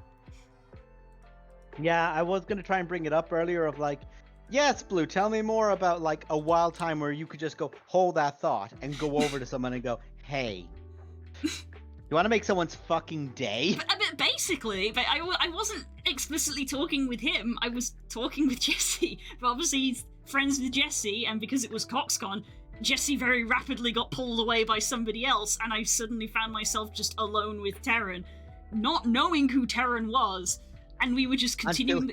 The conversation about games, and then eventually World of Warcraft gets brought up, and that's when he's like, "I'm the blah blah blah of World of Warcraft," and that was when I went, "Oh!" And then I immediately again, my immediate response is, "Would you come with me, please? I would like to introduce you to someone." What's worse is, I remember just finishing like a very large drink in a we like to drink with Daz. Yep. So there I am like, yeah, fuck. I'm just casually walking across the room. But here's the thing. My neurospiciness took a hot minute for me to register his name, but I knew exactly who I was looking at and went, That's how it be fuck, sometimes. fuck. Like, what do I do? Yeah. What do I do? Why am I dancing? Things be crazy like that. It's just like, Yeah. it's just wild to sit back and, like, you know, I'm sitting there, I'm like, how do people all know these things? And you sit back and you think of all the stuff that you've done in your life, and you're like, I guess it's not that weird. I guess it's not that strange. Like, I will never forget something. Here's one for you that's wild, Blue. About, what would it be now? About, what year is it? God. 23. Are we about Right, to feel old? no. Yeah, we will. About, see, here's the thing. Now I've got to use my brain, which is difficult because no. I'm tired. I was 18, so 13 years ago. Fuck me. The fact that you've opened that with I was 18 and I'm sat here just going, oh, fucking hell. I was 18 at Dublin Comic-Con. Like, essentially, it's not Comic-Con, but it's Ireland's closest equivalent. First convention I ever went to. Mm-hmm. Brought there by a friend who's like, yeah, do you want to come to the convention on the weekend? And I was like, oh, I've never done that. Up I go. Do I remember how I got up there? No, it's a blur. Get up there, sit down, and they're like, oh, there's some animators on here. Oh, they do dubs or something? Oh, that's cool. What do they dub? Here is the first episode of Dragon Ball Z Abridged. Oh my god, Team 4-Star, dang. Yes, Team 4-Star were there showing it off. And it's legitimately the first one of the Namek arc where it's Goku. Seriously, what the fuck is Namek? No, it wasn't even Namek. It wasn't even Oh, was it not? It wasn't even Namek. It was, I think, the second episode. Oh. Wow. I'm just sitting here now of just like, especially like it's come up in Jesse's podcast of like, remember when we were young? We're so old now, and I'm like, ha ha ha ha, funny. I'm sat here now just like, oh no, we're old for internet in terms of the internet. We're old. We've been on the internet for Jesus. Blue, you and I were one of the last generations who were born before the internet was mainstream. I know, and I hate that.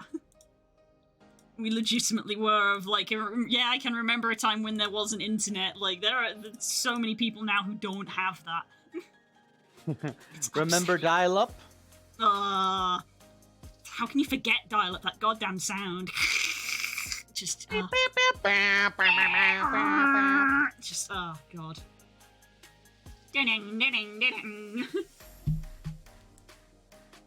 Stacey's now looking at me so fucking confused. feel my pain, younglings. She literally just asked me to be quiet, and I just went bam, bam, bam, bam, bam, bam, bam, bam, bam, bam. It's a good thing we moved on from dial-up. I don't think it would have caught on if we'd continued to use that, just because the sound would have put people off.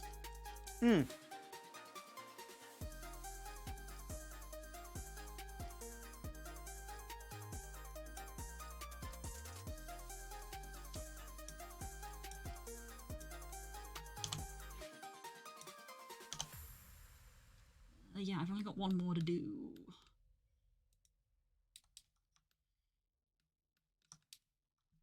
I think I remember very specifically it was the radish episode. Yep.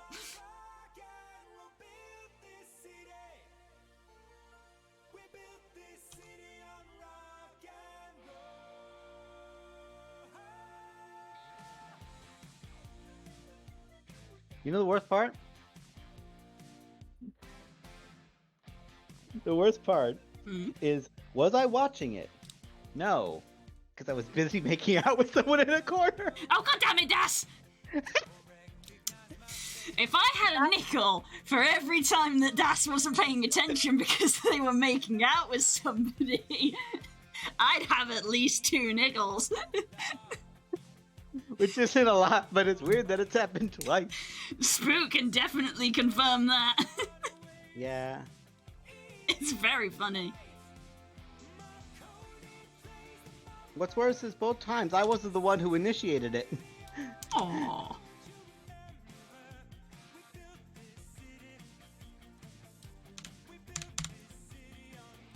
Why are you not deleting?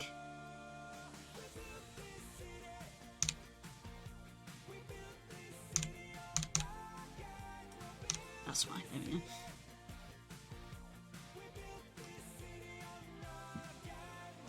I also just realized, have we checked if we've got Oak Art this week? Because I know stuff happens. I got brought up. I don't know if an answer was given. Opens Discord. Like, I know it got asked. I don't know if an answer was given. I asked, then I got conscious, and I deleted it. Because I'm very aware that I'm the one who does it every week, and I'm like, someone's got to ask the question. Don't know, basically, is the answer. Yeah.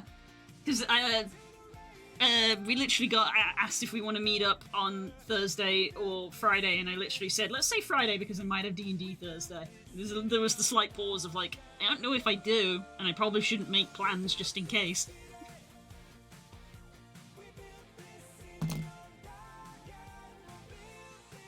I don't know if it's one of those things where really we should just do as we do with Plight of Princes and just be like, maybe we just shouldn't for the rest of December.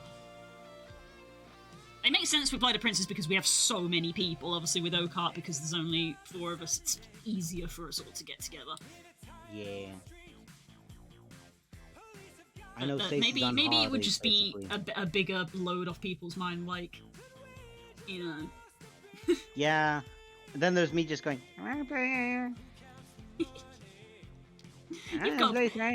Your bold is gay. I got Baldur's Gate, I got Rogue Trader, but none of those have you guys in it. Oh, gay. Oh, I'm an absolute... Wait, I can't say that No, word. you cannot say that word on Twitch. No. Das. I knew what you were going to say. I think that word has been brought up before of like, I nearly say it and catch myself. That is genuinely not okay to say on Twitch. Multiple sticks put together to be, I am No. multiple sticks put together. You son of a bitch. I absolutely am. That I can say for certain. I am absolutely a son of a bitch.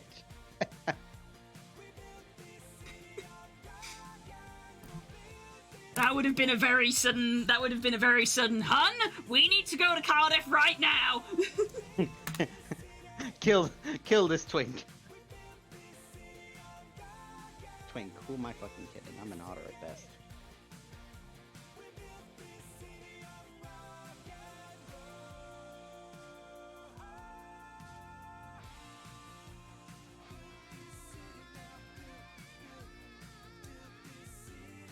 You guys come to Cardiff to fucking kill me.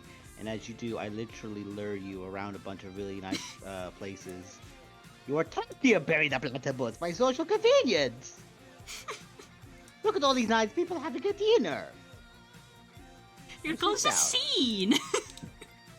Now sit down. Yes, I thought so. Oh, everything's a circle. You remember when we thought about how that could be an actual interaction that happens in Blood and Sand? Yep. Everything's a circle. Circles. Oh, banger of a song. What's on? Landlocked Heart. Banger.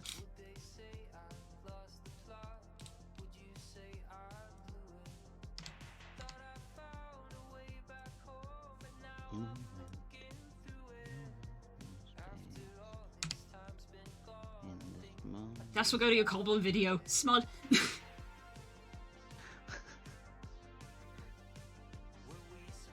Would Das would very much be on fire be a good substitute? I mean, it's one of those things where you'd be like, well, no, because that's the whole reason it's considered a bad word, because of what it means, but, you know. I'm flaming! Why did I turn into the Mad Hatter from Yeah, the fucking app? why did you? Oh, wait for the time that I use this voice for a character in Dungeons and Dragons. Wouldn't that be marvelous? I think it would. This is the sound that Liberty will make when Liberty gets kicked in the nuts. Oh no, that's my nads. No, kill the bit, and if you don't kill it, I will kill it. Please kill the bit. That's the point of the fucking encounter in Pop. Kill that fucker. I have a loose thread. I would like it killed. Get that bitch.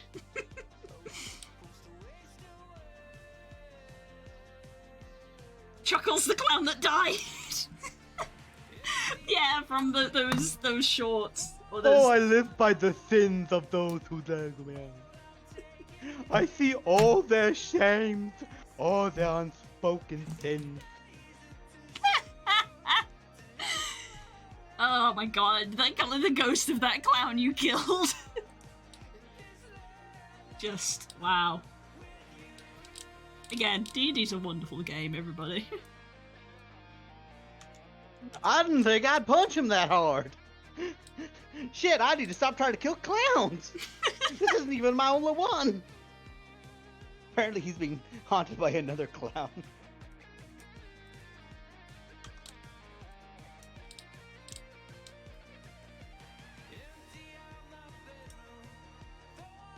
Speaking of things we were talking about there, but like, how the fuck did this happen with like people interacting? Yeah.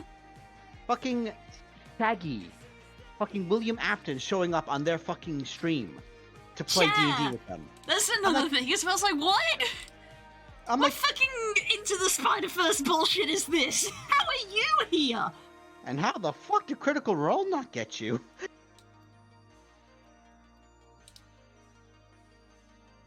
This is where I find out that he's been on like multiple episodes of Critical Role. Maybe. Like, fuck, I wouldn't know.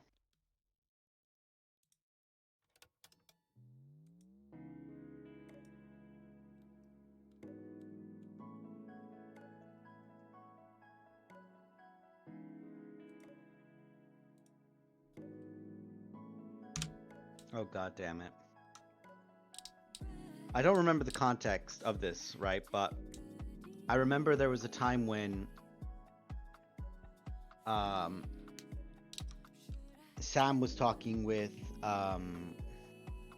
Taliesin about a show that Taliesin was on. And Sam was like, "What? You were on that show?" And Taliesin looked at him and said, "So were you." That's voice actors for you. No, this was live acting. Oh my god. It's like, Sam Riegel, you fucking idiot. I love you. Yep. The fucking Halloween episode they did. Well, not Halloween episode. It's where they made Travis go into a haunted mansion. Oh yeah, that was funny. And just hearing him shout at the top of his lungs, "Sam Riegel, I know that mouth anywhere."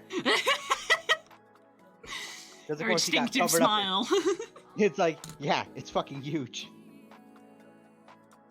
Something Scanlan joke here. Oh, god damn it. Where the fuck's this other shoulder guard? What the fuck did it... Shut up, Core! What's Core talking shit about?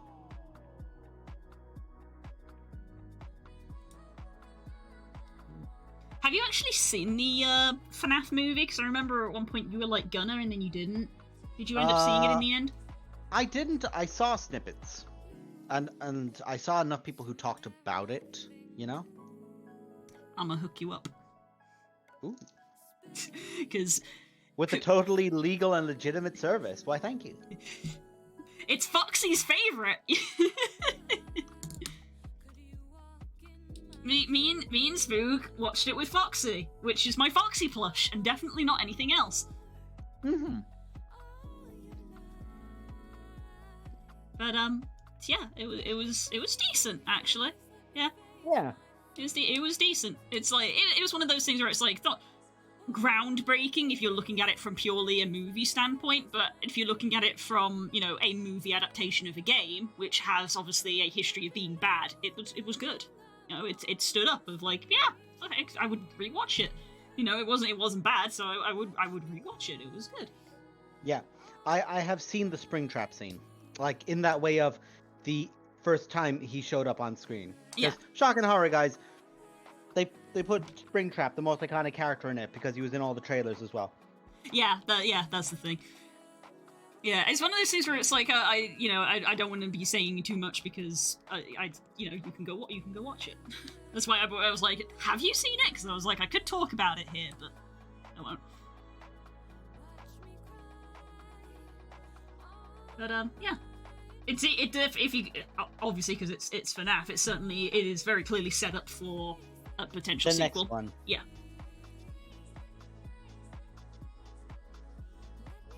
Which I think is a good chance it probably will get. Yeah. Especially because, if they do another one, then they'll probably, follow somewhat the other games and do the other animatronics, but obviously they've got the first set of animatronics made now, because they exist, because it was Jim Henson, they physically made them, no CG. So it's like, well, they're now physically made, so that's one less job to do, I guess. Yeah. Also, it's one of those ones of like, okay, we know that the quality we gotta set it to. We know the style. We have to, like, let's be real. The puppet's gonna look fucking amazing. Yeah. Let's not pretend. And I will say this, what they did with Golden Freddy, mwah. Yes. It's like, oh yes, you are meant to be fucking terrifying. Mm-hmm. Good. Yeah, because it's funny, while we were watching Speak was literally like, well, where is X? And I was like, well, based off the story that's being done here, there'll be the puppet. Yeah. But the puppet doesn't appear until game 2. But it's one of those things where it's like the lore of the film isn't quite the same as the lore of the games. If you roughly go off the lore of the games that like game theory have pulled together and stuff like that. But much like how it is common for the franchise, there's the lore of the games and there's the lore of the books, and they have parallels, but they're not the same. The movie is very similar as well in that there are parallels, but there are differences. Was the movie scary? Not really. No, not really scary. I only got once, and it was literally not just a standard thing for a film of like, his sudden stinger noise of bah! And it's like, it made me jump because it was sudden loud noise, and I literally went, you bastard. It wasn't scary, it just made me jump. Yeah, in that way of, we all knew it's FNAF. They had to have a jump scare. Yeah, there's a couple, but only one really got me, because it's one of those things where it's like, in typical movie thing, you can be like, there's going to be a jump scare here. Yeah. Oh, there was a jump scare here. There you go. Like you see in the trailer of when she's, closely examining the Freddy animatronic. It's like, if you know the franchise, yeah, if you know the franchise, you know that this can only end one way. So it's like, well, that didn't scare me because I knew it was gonna happen. You knew it was gonna happen. Yeah, I will say that that one scene in particular made me at least raise my eyebrows of like, Jesus, okay. They went for it. It's like, I think they exclusively did that bit to be like, see? An animatronic can fuck someone up by biting down on their head. Yeah. Yeah, that one bit is literally like, that's like the one bit for, like, that bit is more, I guess the word is gruesome, I use it loosely. That one bit is more gruesome than the Springtrap bit, which arguably should be the most gruesome bit of the entire thing. Agreed. But it wasn't, because at the end of the day they had a 15 rating, so there is literally only a certain amount of like gore and blood that they can put in. Yeah. So it wasn't. So it was fine made. It's definitely, again, it is a 15, so it's like, no, you shouldn't show it to kids. That's what the age rating is for. But we can sit here and be like, well, it's a 15. It's not the fucking Exorcist. It's not that scary. True. Also, there is a part of my head which does go, yeah, but guys, I know you guys have a better version of this somewhere, locked up. You gotta let that one be out to the world. Well, in like a... Matt Pat even revealed, because he was there on day one, so he even actually like has like a version of the script that's like not the final version. And he's like, this version of the script that I have has an F-bomb in it, because you would technically be allowed one F-bomb in the rating, but they ended up not using it. But he's like, I know that there should be a swear here, which they cut out. And I'm like, damn, okay.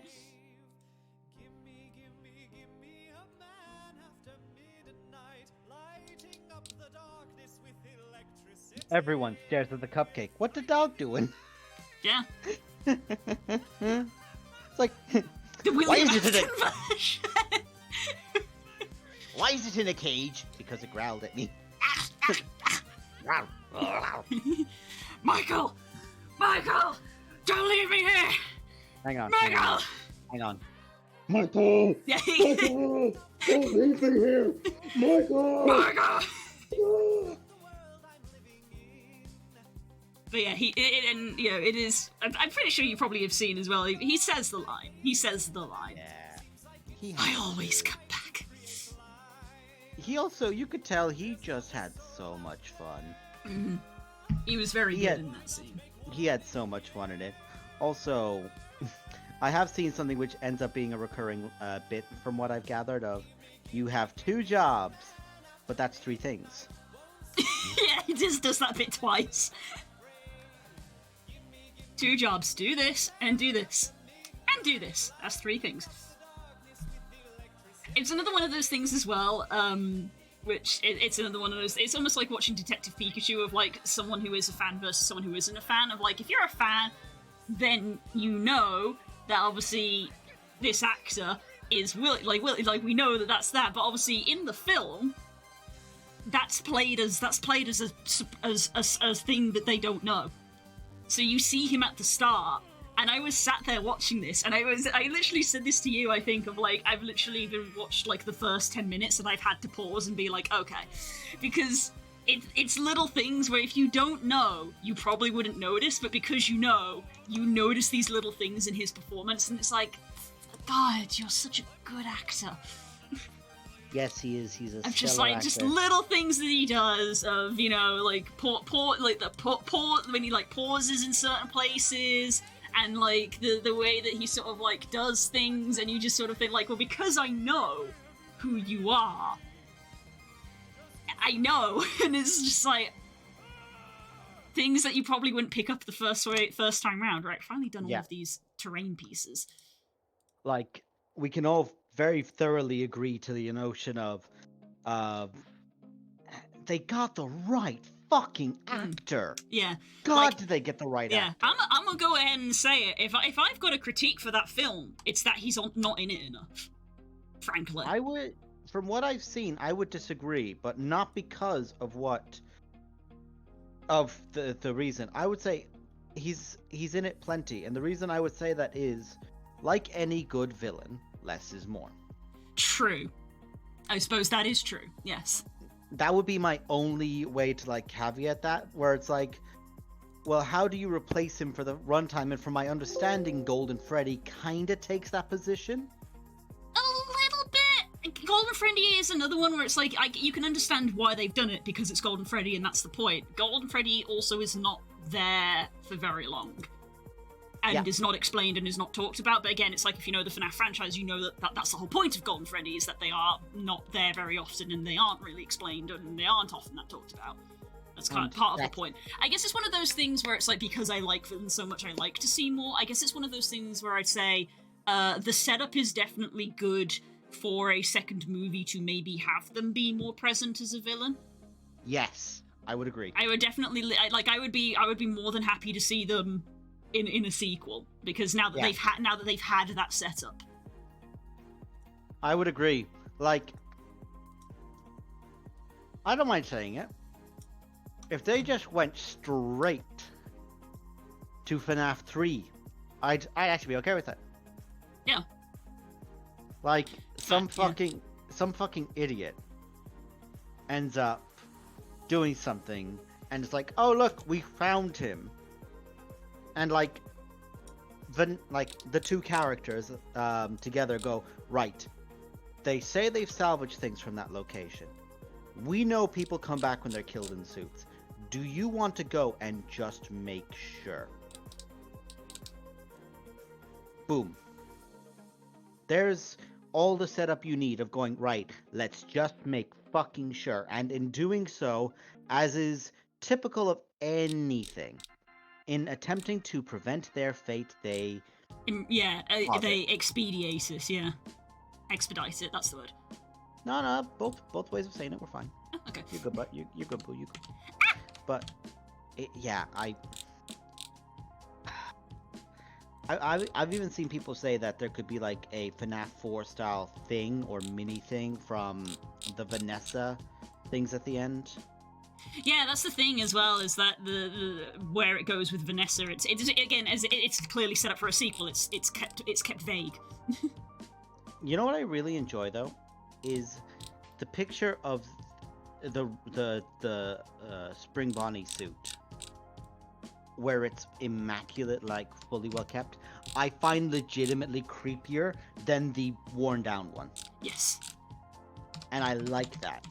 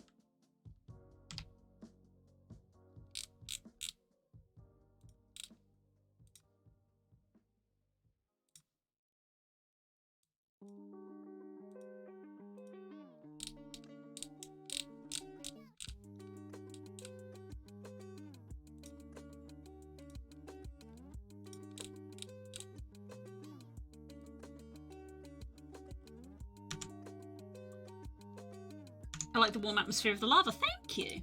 I mean, I can't take credit for the lava texture itself, because that's Chaotix lava. Me working on lava textures. Because I have a cracked earth kind of thing that I'm going to try and use on my bases. Use a bright red and then put that back over it. It essentially will dry and harden into place. And when it does so, it'll be like a cracked black with red to the beneath. Nice. I like it. It's fucking pain in the ass to get right there. The lava has already been made for me, but I've made the ground to go on top of the lava, and I will say I do like how it looks. Well done. I do like that. Yeah. Yeah. And so now I've done the awkward thing of having to make 5 billion edge tiles. So there we go. That bit's done. Right. And done. And that bit's done. Right. So I still have to do the wall chunks. Where's the horizontal? Okay. Ugh. I'm after doing this the wrong way. I'm after painting the wrong side of a fucking model. I nearly got caught joining the chat. Oh, hello. Hello, you two. Have you had fun? Yeah, we were trying out the new heist. How was it? It's That's good. Too many guards. Are you still playing? Yeah, I'm doing a different one. It's just guards everywhere. Go away. How dare you? How dare you ruin the sanctity of art stream by playing a game? Yes.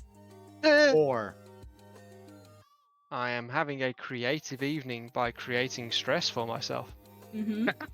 Is it the same stress that you have because Mr. MCDM is apparently plagiarizing your game? Yeah, I know. Talk about living inside my head.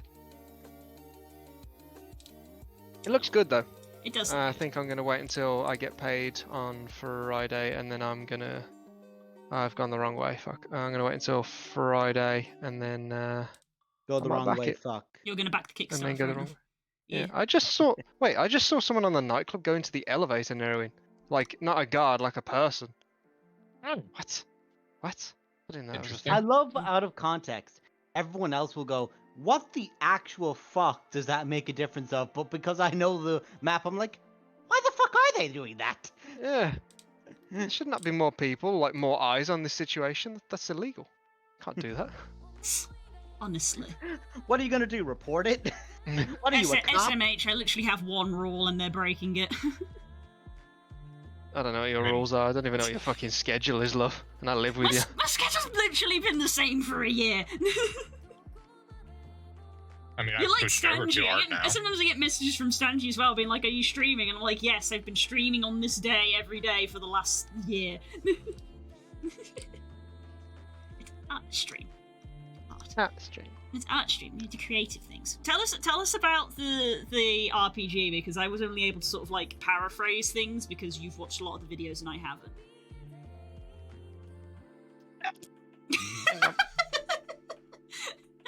The gasp. I'm alright. I didn't panic. I know you're not supposed to panic, and I panicked a little bit when you came out. God damn it, you beat me to it.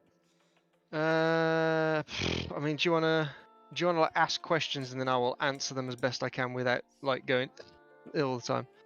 Well, you've explained a lot to me, so I will throw this out to the squad who know less. So, how are they presenting your class options and how do they differ from other games? Presenting the what option, sorry? Class options. Oh, the class options. So the main mechanic that Mr. Colville wants to go down is he likes the idea of each class has its own specific resource that you actually accumulate. Oh, you're gonna box me in. Rather than depleting. So instead of starting with 10 sorcery points and you lose them throughout the fight, so at the end you're like, fuck, I've got nothing, you instead will start with 0 and you'll accumulate more as the fight progresses, so the fight ramps up, not ramps down. Yes, Would that it is be the main one. Would it be a analogy to present to this like you're literally building a limit break? Like in yeah, Final Fantasy, kind of. Yeah, I guess so. But it Interesting. doesn't require you to be on low health. So, like the best example that he gave was their version of the barbarian, which is obviously not called a barbarian. It's called a fury, I think, is the name of them. Not called a barbarian, it's called an angry man. Yeah. Well, the And he's like, resource is still called Rage because they admitted they Yeah. couldn't think of a better name.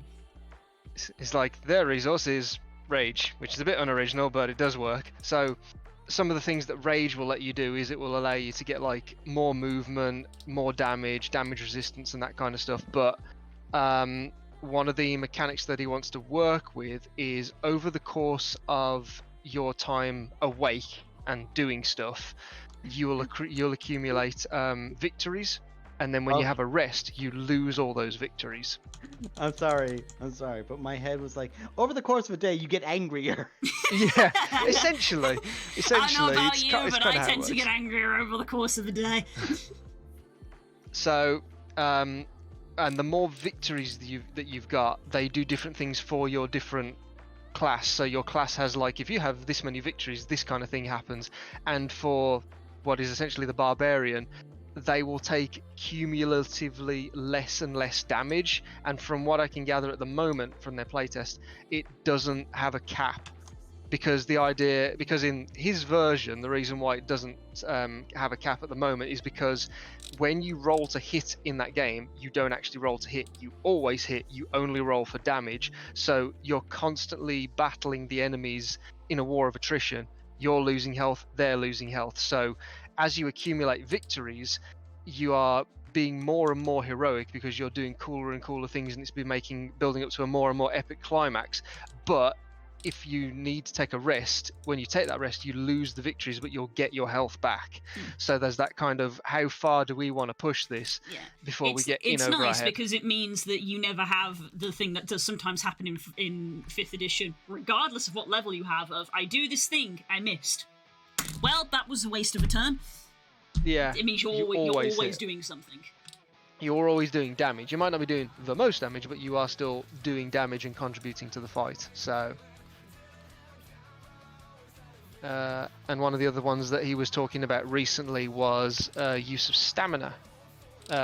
He was comparing it to, weirdly enough, Halo. So I don't know why he went with stamina when it's like an energy shield, but the comparison is the same. Of essentially, you have an additional pool of hit points that will always recover at the end of a fight. So you might as well be reckless and use those hit points, because it doesn't matter if you lose all of them, you will get them back at the end. They're your stamina. And in addition to that, you can spend your stamina by allowing you to do extra movement or do an additional maneuver, which is the word he's using for basically an action, so the thing you do on your turn. So it's an additional resource that is also like a hit pool, so it encourages you to not just try and play as defensively as possible and like, I'm going to stay back and I'm not going to take risks, I'm not going to do anything. It's like, you're going to get this back anyway, just go in there and do what you're supposed to do. You know, you are a fighter, go and fight things. So that sounds pretty cool. It's everything he's got is tailored towards not having things peter off the more you play. It's having things get better and better and better, and you have to essentially reel yourself back in and say, no, we need to stop. We have to stop. Like, we're doing really well, yeah, and if we go into the next fight, we'll be doing even better than when we started the previous fight. But I am dying. Didn't you say that in his playtests he keeps dying when he plays as the Fury because he thinks he's invincible, and he's not. He keeps pushing it too far, of just like, I can keep going, I can keep going, I can keep going. Oops. Yeah, so clearly this, whatever damage reduction that he's got, because there's no armor, it all comes down to damage reduction. Whatever damage reduction he's got, he clearly thinks will keep him alive indefinitely, but it will not, because there's only so much you heal between a fight in terms of his stamina. What you're telling me is he's not Grunt. No, Grunt is just that one that just really did not die. Fuck, and I'm just after going, getting her down to like... Again, did you get her down to double digits, and that was the impressive part of like, wow, you actually brought her down to double digits. Holy shit. What's worse is, I remember that fight, literally having a lich and an undead dragon beat the shit out of her. And she just refused. It was funny, right? Like, I think somebody had either not raged with her or like took time to set something up. And because they didn't on one time, I bursted her once and knocked her out, and she wasn't even being played by Nemo at the time. Yeah. Because somebody else was like, oh, well, I haven't raged yet. And I went, you haven't? Excellent. Yeah. It's just one of those, like, that doesn't count because it wasn't being played by someone who knew how to play her. Exactly, which is why I don't count it. But then there's the side of my head is like, still knocked the big chat once. Yeah. What did it take? Literally her player not being there. So, a few of the confirmed classes that they want to include, but they don't necessarily know if they'll include them in what they're referring to as like the base game. You've got the tactician, who is essentially the fighter, but he said that fighter's a bit generic and boring because it's like, what you do is you fight, and it's like, well, that's what everybody does. Everybody fights. It's a combat-based tabletop RPG, so everyone is in a way a fighter. So it's like the tactician is designed more like the warlord from 4th edition, in that they're the specialist at being like a fighter in combat, but they are also more a leader, in that their abilities that they use in combat are to aid their allies in letting them do more stuff during your turn, or get more movement, or etc. And with like limited bits of healing, as in like, you know, raising morale and inspiration, and, you know, forcing people to kind of press on through the pain and whatnot. Is that what you would pick to play Alistair? maybe. See, Spook, what I was about to say was, so what you're telling me is this is the class that you and me are going to play. Probably. Yeah. Well, I don't know. I don't think you would, because it's been made very apparent that Mr. Colville has a very big soft spot for the Paladin, and he came out in the video and he said so. I can't remember what he's calling the Paladin in his Is game, it but the it's got Crusader? no, it wasn't the Crusader. It had a non. It had like a more generic turn, like might have been the Censor, or that might have been the Cleric. But either way, he said, this is one of the classes that's going to be in, because Paladin is the best class in every tabletop RPG ever. So he definitely has a soft spot, which I think goes back to a character that he played over a long course of the campaign, and he basically saw them age from like age 19 into like their early 40s, I want to say. Like he saw a lifetime with this character as they went from being like a boy to a man leading armies and running the realm and stuff. So he loves paladins, but their resource would be justice, and essentially it's just you pick a target and you will smite that target into non-existence every time you hit them, is the main thing, I think. But I think there might be other ones of like you can mark several people, because he's done the Illrigger, which was like the anti-paladin class that he did, and that had the same thing of you put seals on people. Yes, he did. He made that for 5e. He said he's going to port it over to his new system. Yeah. There's the Talent, who's going to be the psionic person, who has strain. So Literally mental strain on the situation and how much they push themselves, kind of thing, or. Yep, if you've ever seen Jean Grey in the X-Men or Professor Xavier and that kind of, I'm going to push myself to the limit, it's basically that. But he said that the my main favorite thing ever? yeah. Yeah, it's one of those basically. things of when Spirit talks about this, it's like it all sounds good. It all sounds It good. all sounds really good, because he said the problem that they were overcoming with strain was he wanted a resource that would tax the player and punish them and debilitate them, because that is what you imagine when you are straining yourself using telekinetics, but not debilitating the strain itself, like the abilities that you're using, because otherwise it's like, well, I'm hurting myself to then do less damage because I've made myself shitter.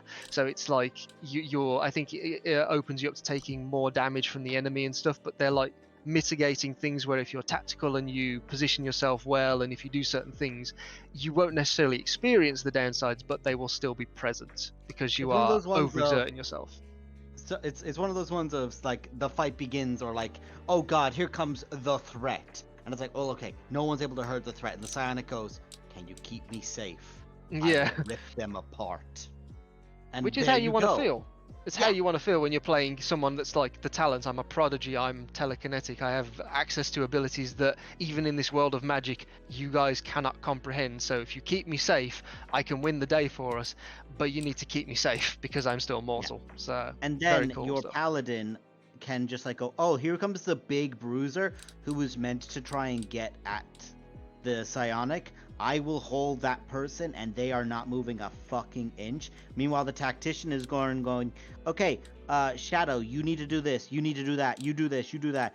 All the while buffing everyone else, letting the psionic build up more things, helping the paladin hold the line. That's how you get shit working.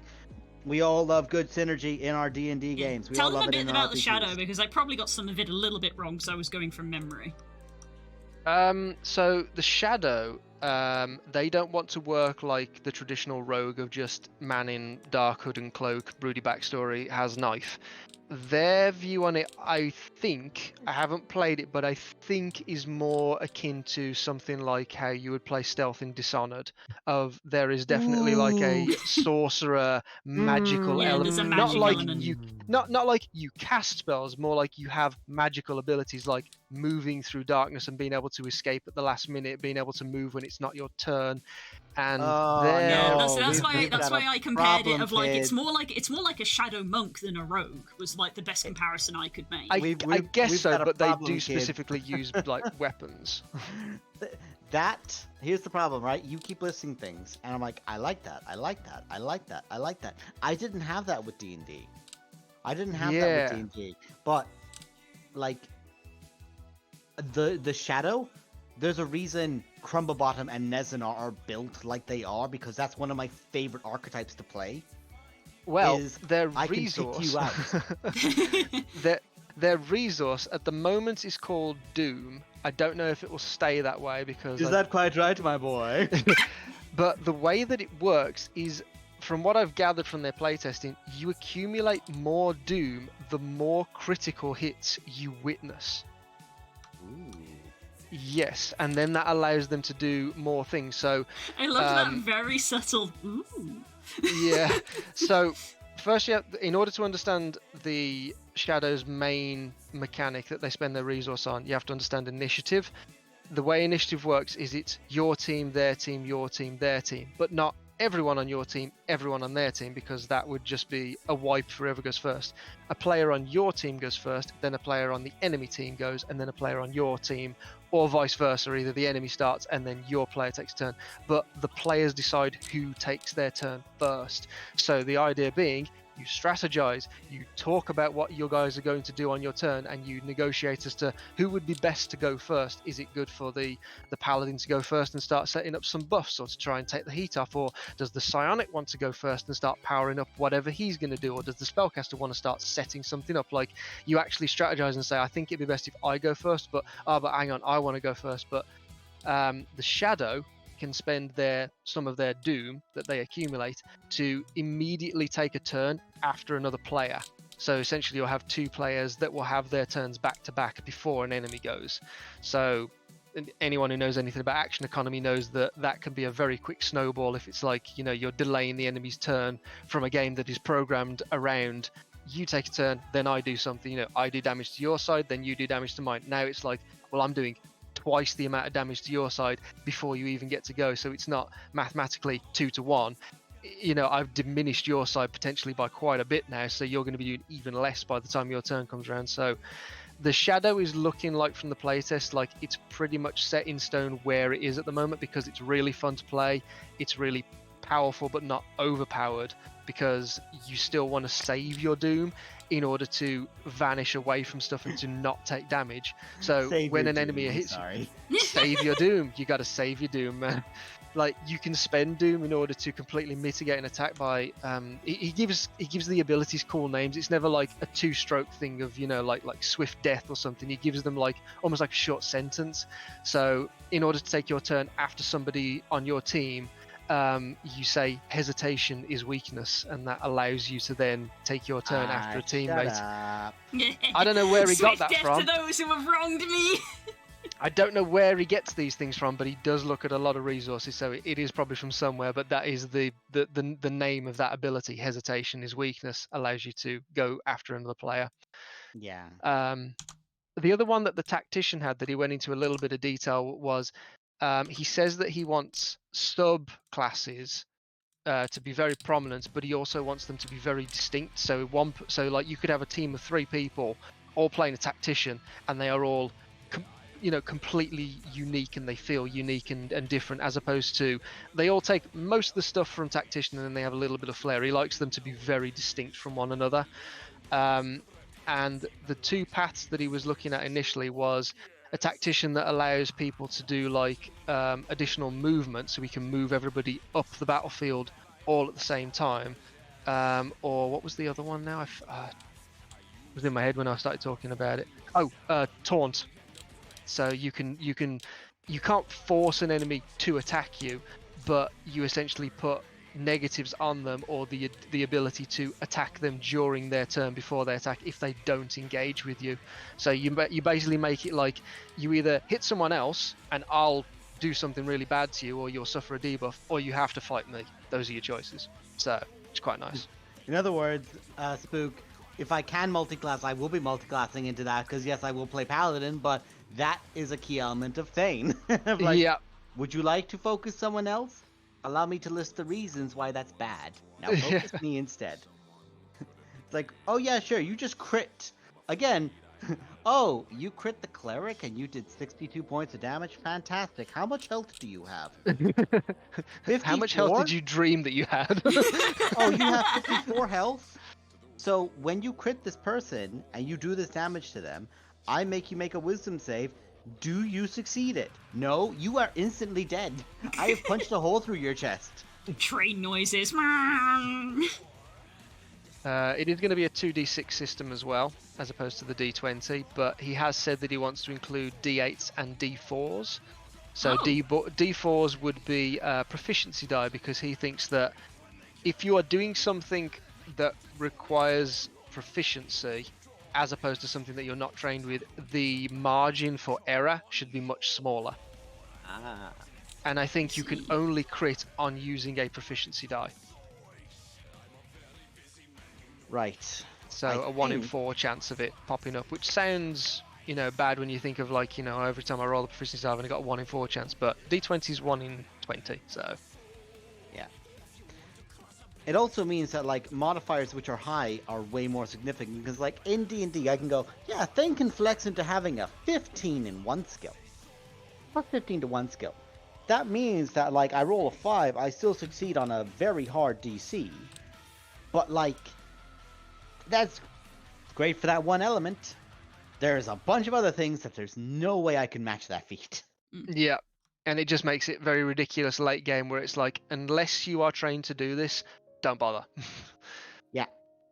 We have to set everything at basically DC sort of like 30, 25 to 30. So it's like, if you're not trained in this, you just can't do it. Whereas early game, it's like, fuck it, I'll give it a go. Oh, sweet, 19.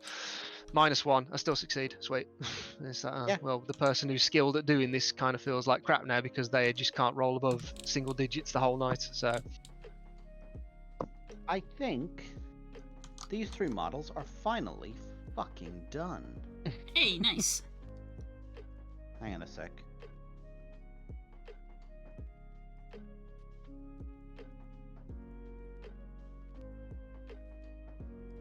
Is that all of the classes that they've talked about so far?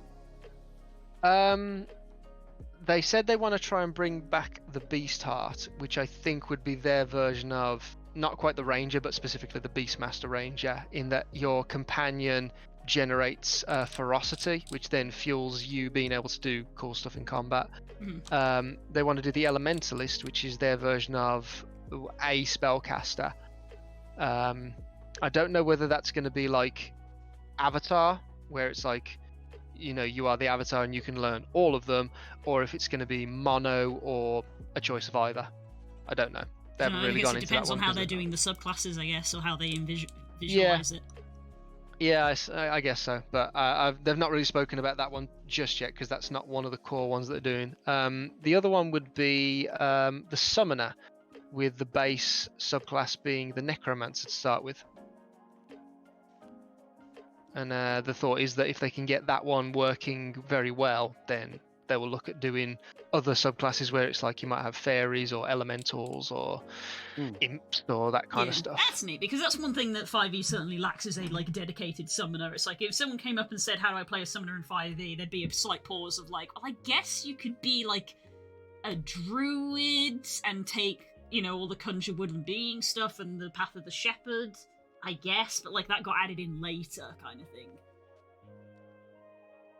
Okay, I'm gonna post this in art. That is those 3 finally fucking done. Well, they still can get decals added onto them, which I will do once all the glue is dried. I'm not gonna do that now, and also when all the paint has thoroughly dried, I will move on to building my ODSTs. Yep, he started calling them that now. No, sorry, I just remembered he also announced the Troubadour, which would be like a swashbuckler. Your heroic resource is drama. Your best characteristics are agility and presence. Play a Troubadour if you want to buff and support your allies through song and serve as the face of your group. But the ones they've got on these temporary sort of mock pages, they've got the Censor, which is the Paladin. You place divine seals on foes to deal damage and hamper them with supernatural powers. These same seals are your heroic resource. Your best characteristics are might and presence. Play a Censor if you want to be a hunter in league with a holy order dedicated to a god and specialise in fighting tough creatures one-on-one. The Conduit is the cleric. Yeah, alright. There you go. Conduit is the cleric who has Virtue and Wrath for obviously healing spells and damaging spells. Elementalist, heroic resource is Quintessence. I've heard that word before. When you fire told me explosions, about the violent cleric, storms. when you told me about the cleric, I found it interesting because I was like, oh, it almost sounds like it plays like a red mage of you keep Yeah. the harming spells and healing spells in balance, kind of thing. Operator. An operator pilots a frame, a large mechanical suit of armor decked out with weapons, and this is They put Merwin, mechs in the game. and has Someone an call Kay. inventive, observant mind. Your heroic resource is power. Okay.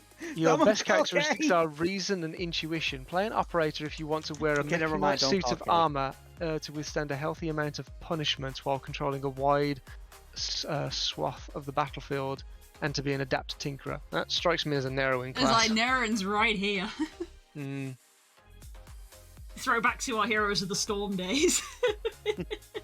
A shadow Fuck moves them. with stealth and grace, sneaking up on foes and delivering devastating assassination attacks. Your heroic resources... Oh, insight, sorry for the shadow. Insight. Your best characteristics are agility and reason. Play a shadow if you want to be a master assassin and thief who does a lot of damage while teleporting all over the battlefield.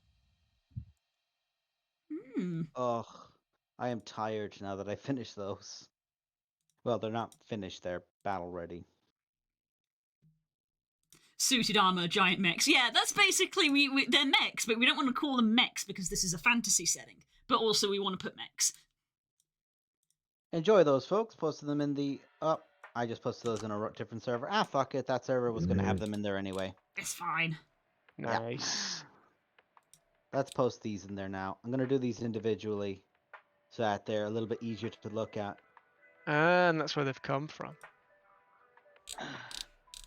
These are your salamanders, aren't they? Yeah. That looks great. So I have 6 of those guys. Each one being led by... All of them together being led by a guy with a giant fucking hammer. Not a character I've made, a character that previously existed. Essentially, he has the hardest hitting Thunderhammer in the game that isn't on a warsuit, i.e. a dreadnought. His whole premise is that he leads them, and there's the hitting roll, and then there's the wounding roll. What he does is he looks at the wounding roll and goes, I want all of you to fuck this thing up even harder. And he goes, what do you mean? Harder. And he will he will just lead them to... I have looked at super mega tanks with this unit and gone, fuck it up. And they've just gone in and gone, aight. Because they've all got power swords, so it's cool. And then he's got a giant thunderhammer, it's awesome. Nice. Right. Nice. Darlings, children, dears and queers. Do look In fun. yees. Oh. It is. We had the sound. Uh-oh. There's a character creation sheet with an example of the tactician. I've seen now why victories are quite important. So Uh-huh. first level focus, because that's the tactician's one. You have a heroic resource called focus, which you can spend to activate your most powerful abilities. At the start of a combat encounter, you gain focus equal to your victories. At the start of your turn, you gain 2 focus, and you gain 1 focus whenever you use a signature stratagem, see below. Your focus disappears at the end of the encounter. So continuing on, if you've had like 3 victories already, you'll start the combat with 3 focus straight off the bat. As opposed to the first time you go into combat and it's like, well, I have no victory, so I start with 0, so I'll just get the 2 for the start of my turn. Whereas after 3 victories, you would have 5. So Kind of ramp up during the day. yeah, I think that's the basis of the game, in theory. It's what I guess that's what they want to encourage, that style of play of like, unlike 5e where it is literally a kind of like, oh, we've had an encounter, short rest. We've had an encounter, short rest. This is the other way around of like, no, we've taken some hits, but if we keep going, we're really strong. Oh, first level parry. You know how to protect yourself and nearby allies. You gain the parry triggered action. So, by the looks of it, that doesn't actually require focus to use. It's triggered just from when a creature makes an attack against you or an ally within your reach. The effect is the attack's damage is halved, and you can spend 1 focus and the damage is reduced by an additional 1d8. But that's just free. You can always parry, by the looks of it. Interesting. unless that's going to be one of those of like it's used a reaction. So it's like you can't just parry every single attack that comes at all of your allies, which I suppose wouldn't make sense. I suppose that's something you can do in between your turn. Still cool. Yeah, And it would then be the one other of those one- ones where like you could have a major effect, which is what does this do? This lets you do it, but it spends a huge amount of resources, and it's a later like ability thing. Taunt, you know how to draw the ire of enemies. Free, distance of 10, target a creature. The creature is taunted until the start of your next turn. Spend a focus, you target one additional creature within 10 of this ability. I'm sorry. You said you know how to taunt, and my issue is right. I would taunt with Thane, but Thane's way of taunting is the same way Billy the Butcher would from fucking The Boys, where it's just going, oi, C-word. just shouting profanity at them and going, oi, fucker, look at me. What are you doing? I'm distracting you. You dick waffle. First level victorious plan. When you have at least one victory, you gain each of the following benefits once per combat encounter and can only use one per turn. When you allow an ally to spend a recovery to regain health, they regain extra health equal to your victories. Okay. And when an ally within 10 squares of you moves, they can move an extra number of squares equal to your victories. Okay. So again, the more victories you have, the better that can be. Don't know about the health one. They regain extra health equal to your victories. I mean, even if that's only 3, I mean, I don't know how much 3 HP is going to be, considering at first level your health is 38 plus your endurance score. I think it depends. It depends, I guess, in that way of like How much let's say- damage you're likely to take. it also depends on like Yeah. how the resource of health and healing works, because Yeah. because for example, I'll use the example of like Darkest Dungeon, where healing is something which in Darkest Dungeon 2, what they've done is you can't heal with like the cleric. The cleric has to do a bunch of things before they can do their really big powerful or their powerful versions of their heals. The Plague Doctor, the first one you get, can only heal once you've gone below half health. So it is more like medic as opposed to. Yes. It's Yeah. also meant to deter people from just going, oh hey, you're having this issue here where you just want to get ready for the final boss, so you walk around until you produce a easy encounter, and then you spam all your buffs and everything, and you'd go in. That was a common tactic in Darkest Dungeon 1. Now they're going, you don't do that here. Yeah, you need to. If you want to go in with full health, you have to get through the whole dungeon and maintain that full health. Yes. Otherwise, you're going back up to half. That's clever. And I do like it as well, because for that reason, with it, small increments of healing that are guaranteed are very powerful. And I would say by that logic, it has the potential of being quite powerful. Yeah, especially Okay. because by the sounds of it, like endurance is going to be a big thing. You know, there's a big thing on going for longer. So it's like having little healing more often is probably going to be appreciated more than having a big heal. Oh, hello. First level, stratagems. Your mind and body have been trained for battle. You know several unique martial techniques called stratagems that allow you to defend allies, lock down dangerous foes, and issue commands that grant your allies more movement and actions in combat. You know 2 stratagems you can perform at will called signature stratagems. Whenever you use a signature stratagem, you gain 1 focus. You can choose your stratagems from the following list, and then we've got Cleave. Come on then. Is there any? Come and Is have a that the go only- if you think you're hard enough. Yeah, so there's no Same page one. 2 for this. This is an example, so there would be assumingly more. So cleave, melee, range of 1, which I'm assuming is 1 square, target of 1 creature. The damage is 2d6 plus MGT effect. Another target within your reach takes MGT damage, gain 1 focus. So MGT must stand for something. Yeah, some kind of abbreviation for the game. I'm playing Terraria doing some Sky Island fishing and killed a harpy and it dropped a chicken nugget. What the fuck? Chicken nuggies. Chicken nuggies! And then come on then is distance range of 10, 1 creature. You pull the target a number of squares equal to your reach. If the target ends their movement within your reach, you can make a basic attack against them, gain 1 focus. That's get over here, not come on then.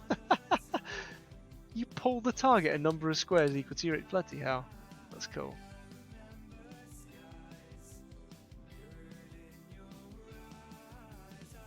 So, yeah, pretty excited for this. It sounds like it. So Spook, question is, will you be DMing it, or is someone gotta run it? Well, that's the That thing, when is it's a new the system, dilemma. we're all going in blind. Yeah.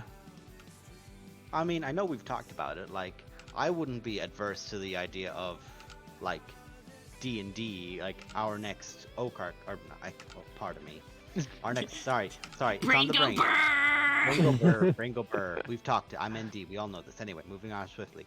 The idea of taking the next campaign and going, well, why not in this new format? And if it doesn't work out, it Ooh, doesn't work out. We change it Spicy. up. Playing Blood and Sand in a different system. Now, isn't that a spicy thought? Yeah. It would be quite cool because an issue that I had when playing Blood and Sand wasn't Blood and Sand itself, it was 5th edition, is that there were ways that I wanted to do the combat that 5th edition just doesn't accommodate for. Yeah. So it would have meant every turn just being like, hey Das, can we homebrew this turn? And it's like, Well, there's that was only so kind many of- times you can do that Yeah, before that it's was like, kind of why you I ended don't up know how this is gonna multiclassing so unbalance. much. yeah, I wanted Because you wanted to lots do of all options. of these cool little things that you couldn't get from one specific class because the system was limited in that way. Yeah, even just things like I've heard in one of the videos that I watched on this one is that there is a big emphasis on moving characters around the battlefield, not just as in you doing your movement, but when you hit people there is knockback, and you can, like, you know, if you're playing a big burly fury, a barbarian, you can pick up and throw people at walls or out of windows or at other players, and there are rules in place to do that without you having to try and homebrew it and think, well, is this too powerful? Have I ruined my encounter because I've now let them damage 2 people on I'm one sorry. turn and they're both I'm prone? And, sorry. The window is still an option. The window the is window always, an option. Yeah. So when I heard that, I was like, yes, that is exactly what I want. That is what I wanted to do with Alistair. I wanted to, like, shoulder charge people out of the way, shoulder charge them into walls, kick them, you know, not just, It was oh, quite I've got a interesting sword, I've got to that, stab. like, it's quite interesting with Alistair that you ended up, like, as much as he's like, oh yes, he is known amongst our group as, you're the dangerous bastard at range. Yes. You loved brawling. I did. I Yeah, loved well, there brawling. was several times when you would grapple people because at the end of the day you said all this stuff you want to do. If I want to shoulder people, and so in 5e it's your choice is, do you grapple them, and that's like your option basically. Yeah. Me, Spook, loving having our characters just fucking grab a bat. Yep. Me when I fucking Wow. get to. Basically. He was a hunter at the end of the day. At some point, you've got to wrestle with the alligator if you want to catch it. Oh, wait.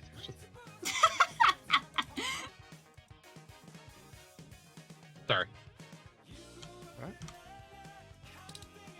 So, yeah. Yeah. I'm excited. Yeah, it definitely seems like it's rekindled a bit of your interest because obviously you kind of lost a lot of steam on D&D because you lost the ability to play it basically. Yeah.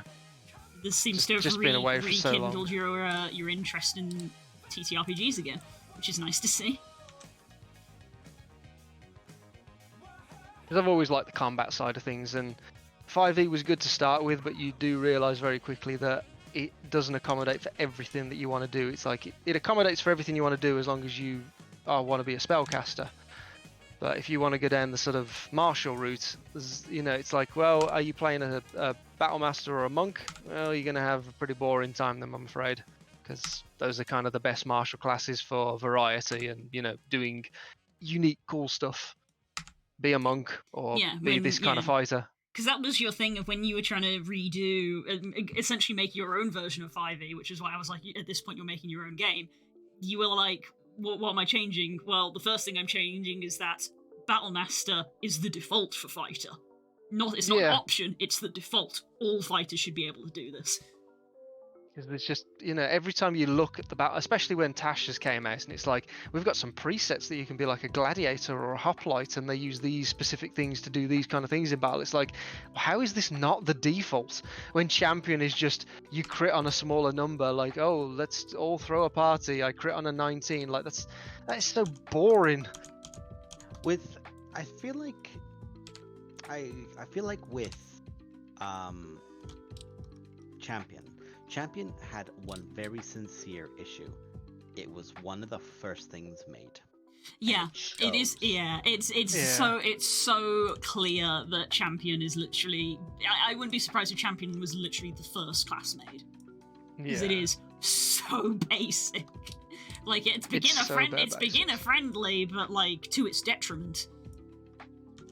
Even to the point where it's like you get 2 fighting styles when you reach a higher level with that subclass, and it's like there's not many that actually synchronize together well, unless you're choosing an offensive and a defensive one that is always present. Otherwise, it's like, well, I've got like Great Weapon Master and also 2 weapon fighting. Like, cool, well, you've only got 2 arms, so which are you using? You can't use all of them. Mm-hmm. So are you good with this or are you good with that? It's not really the game where weapons seem to fly out of people's hands all the time, or you need to swap weapons to do something. You pick a weapon and you just hit someone with it until they stop moving. Yeah, that's it. Like, that was how you wanted to play it. Is you wanted Alistair to be this really good jack of all trades of like, if he picks up any weapon, he can use it and be good with it.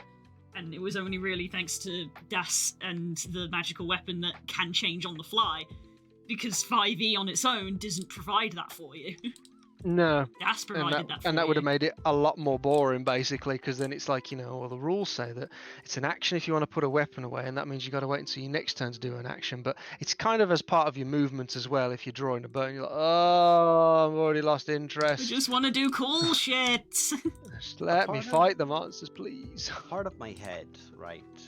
So, Spook, I have this thing, I probably have spoken to you about it before. It's called the Archon rule in Pop, where essentially it's like a wizard wants to do something, spellcaster wants to do something, but it doesn't line up with something they can do. Fine, there's a challenge to it. Recently, we've seen what happens when somebody tries to grossly overexert it in the way of Nemo's character Zero, where it's like it's always Zero Nemo. Yeah, Zero did it, and it's like, well, okay, what happened to Zero when King? What did King happen? What happened to King when this occurred? I was like, fine, roll a dice. So you're not dead, but you have 4 levels of exhaustion because you just used Wish at level 10.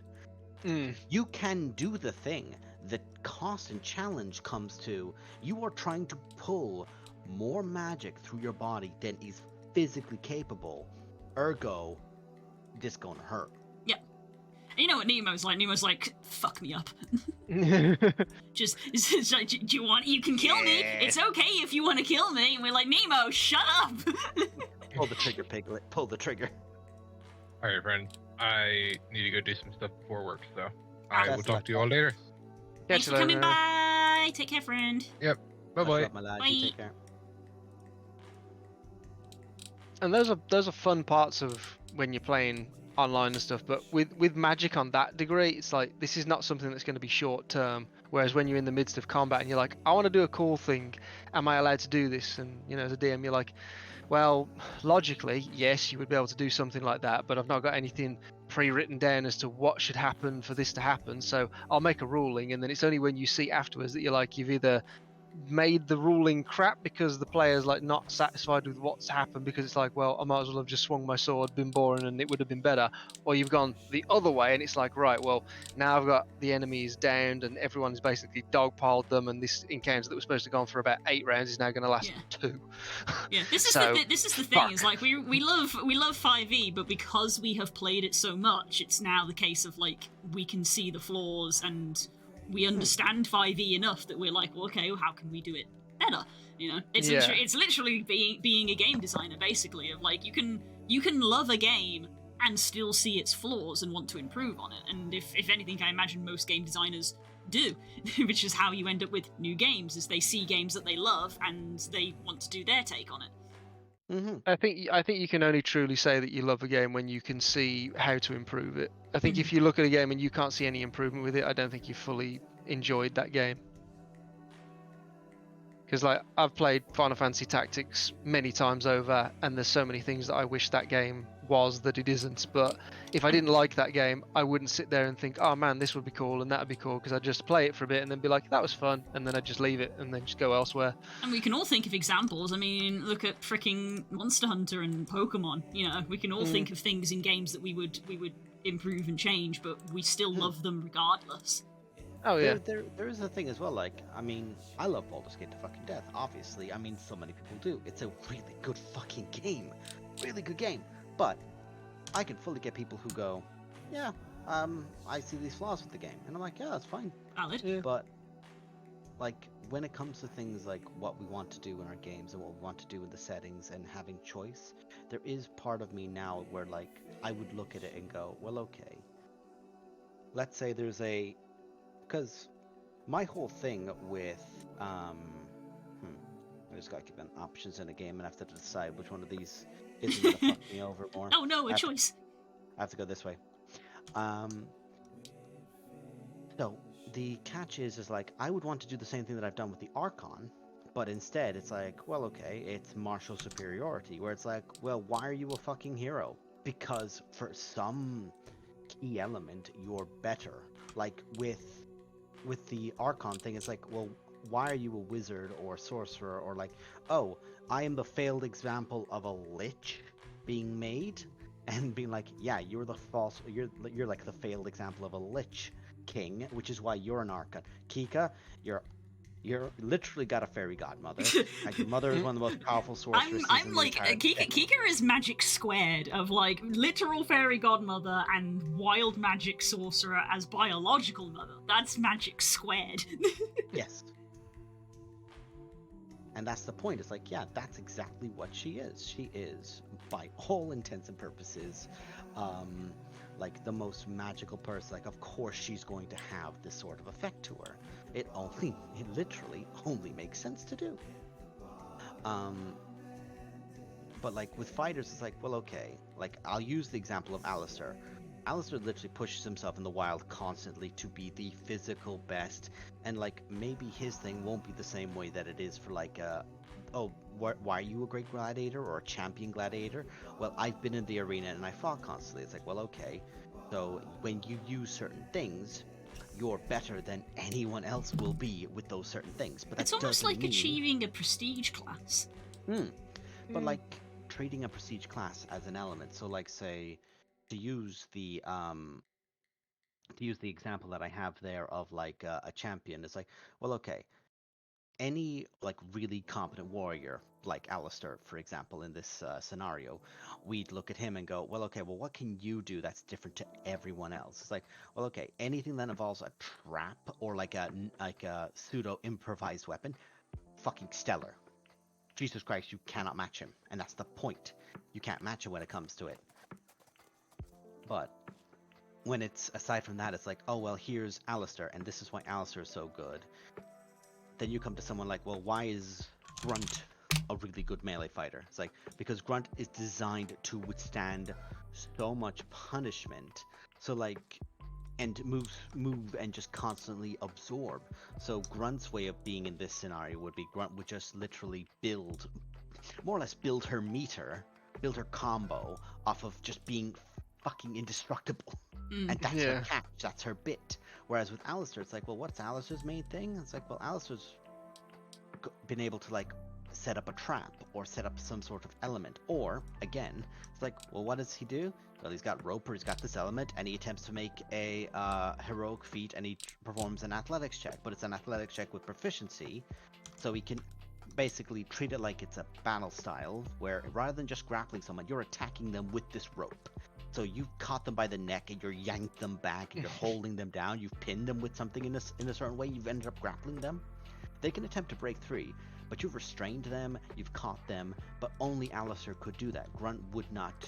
But in that way of like, with an Archon, they can do certain things, but they're way better at doing things which are tied to their classes. Like Warlocks are better at using the Warlock style spells, Wizards, so on, repeat ad nauseum. But with Alistair, it would be more of a thing of, well, okay, what's he trying to do? He's trying to skewer a beast, or he's trying to pin an animal or do something like that. He's going to be way fucking better doing those elements than he is trying to do like a big grandiose battle style, like, oh, I slam her down with a giant awesome move that impresses people around me. Grunt would do that way better than you. That doesn't mean Alistair can't do it. It's just Yeah. one of these is better for her to do than him to do, which keeps them having their uniqueness while having the exact same ability. It's an exact same core mechanic that everyone can apply. And then you can have characters like paladins. It's like, well, are you like, I'll use an example. Like, what would Thane's way of doing this be? Thane's whole thing is just literally Sentinel on steroids, where it's just you try to get past him to someone else, and he is going to be so fucking annoying and stubborn and hard to budge. Like, Thane might not make an attack roll, but he might use this effect to go, oh, you're trying to get past me? He just bulks it. He just stopped them. They have to fight past him now to get at what they want to get. He's not letting someone pass him, or he's not letting X amount of people pass him. That would be his element of that, where it's quite similar. Like, Alistair can do that as well, obviously, but of the two of them, Alistair does something different to what Thane does. Both of which are very valid to do, and neither of them are wrong. Both could do the thing the other person does. Thane could grab someone by a fucking try to tie him up with a rope, but he's gonna be way fucking worse at doing it than Alistair is. It's like when you want to go for like the sort of the next level, it's easier to come up with stuff for magic because it's magic. It's, you know, anything is explainable because it's always under the impression of like, well, there's only so far that your magic can get you. There's always going to be better magic because there's bigger creatures and gods and all that kind of stuff. So it's like allowing them to push into those realms is like, well, that's your reward. You get to do the cooler stuff. But when it comes to just martial stuff of like just being really good with a weapon, you very quickly hit a ceiling before it's like, well, we need to apply some magic, not necessarily in the form of spells, but some sort of like magical abilities that make you superior. You know what I mean? Let me say this to you then, and I will disagree with it only because you can do something else. And my example for this is, you both have watched Castlevania. Yes. Trevor Belmont. He never becomes anything other than a fighter. Yeah, but can you achieve that level of coolness in 5e? 5e No, doesn't so have. what does That's he what we're do? saying, is that 5e doesn't provide the ability to do really cool battle maneuvers and sick flips and stuff. It's like that's the point that we're getting yes, at. It does. You are correct. It doesn't let you do that. You are correct. But where I'm going on this is, well, what does he do to apply to the idea that I was saying about a mechanic? Where you look at it and you're like, well, okay, what does he try to do? He rushes, and it's like, oh, he played possum. He let him know he's going to fall this way, that scythe is coming down, and he goes, gotcha, dodge. Like, he immediately tries to get out of the way, entirely dodge something, and catch someone out with it. That's what I would be like.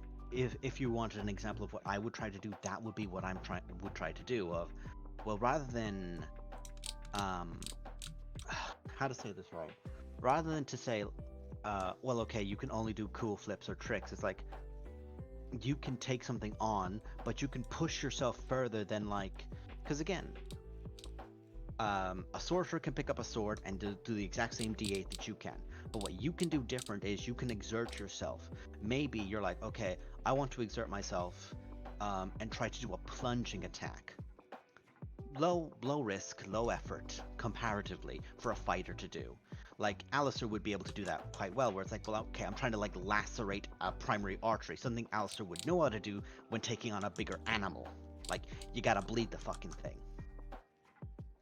That would be how he would be able to apply it, and that's how he would be able to perform something, where he's done something and every turn he gets to roll an additional d8, and that's damage that creature will just take whenever it moves now, helping him pin it down and do something else, giving options to let it work.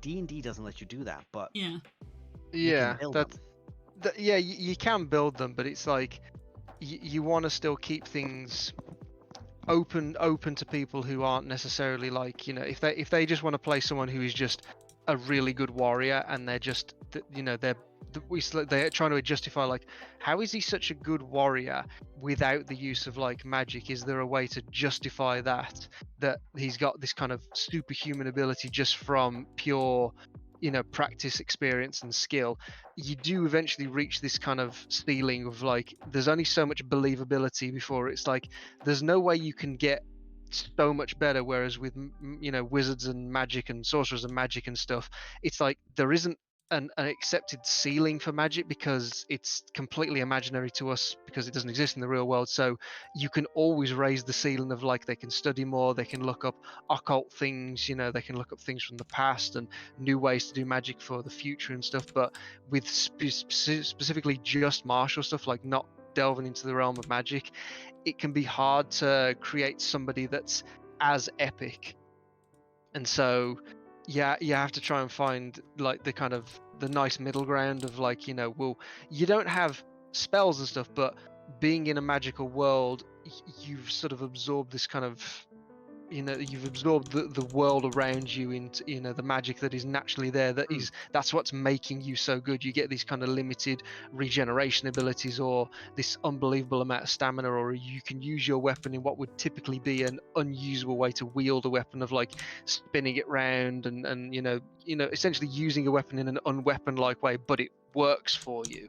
In order to justify of like all these little things, they all add up to making you a better character. And from the wizard's point of view, the thing that makes them good is they know this one spell that is devastating, but it takes time. Whereas the way you make the martial classes better, I feel, is it's like you can do this all the time, constantly, providing you're still up on your feet. You just have access to do more cool stuff all the time, until like you burn out. It takes you a lot longer to burn out than it does for the spellcasters, but obviously the spellcasters can change space and time. Inevitably they can change the weather, they can destroy orbiting satellite, like the moon and stuff. They can do all these kind of things because that is what magic does. Thanos, and they can throw a fucking moon at you. Exactly. These are the kind of things they can do, whereas a martial class is there's no justifiable reason as to why in the middle of combat a warrior running forwards would just be like, I sun the moon crashing into the enemies. It's like, what? How the hell? Hang on, that's not a thing. How the hell did you do that? So the way I would make them better is to just be like, you have a whole list of cool stuff you can do, and you can just do them. They're just there. There's not like a limited resource for them. These are just the things that make you cool. The way that you stop doing them is when they eventually knock you on your ass. So I would that's, actually, I would yes and in a way to this, where I would agree with you. Yeah, it's good. Yeah, it's cool. What I would say would be not better. Better is not the right word. Different would be take the Matthew Colville approach of momentum throughout the day.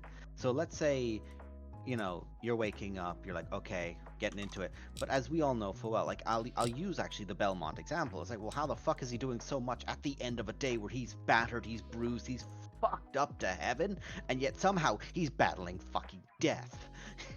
It's like, because his momentum has kicked in and he's pushing beyond, like, in that way of like, he's doing the cool shit, which he could still do at the early day, but like he's able to spend the resource now, and because it's so many victories he's had, Yeah, the adrenaline basically is still got him in the mindset of, I'm still in a fight, even though I've not been fighting for the last sort of half an hour. I know that a fight is coming up. I'm still pushing forward into the belly of the beast. Yeah, exactly. Yeah. I would say in that way it could work out in that fashion of it, and I think that would be quite a good way to yes and it, put them together. Because one thing I'm trying to be quite a lot more of is yes anding players, because it's just more fun. Like we're at that stage in our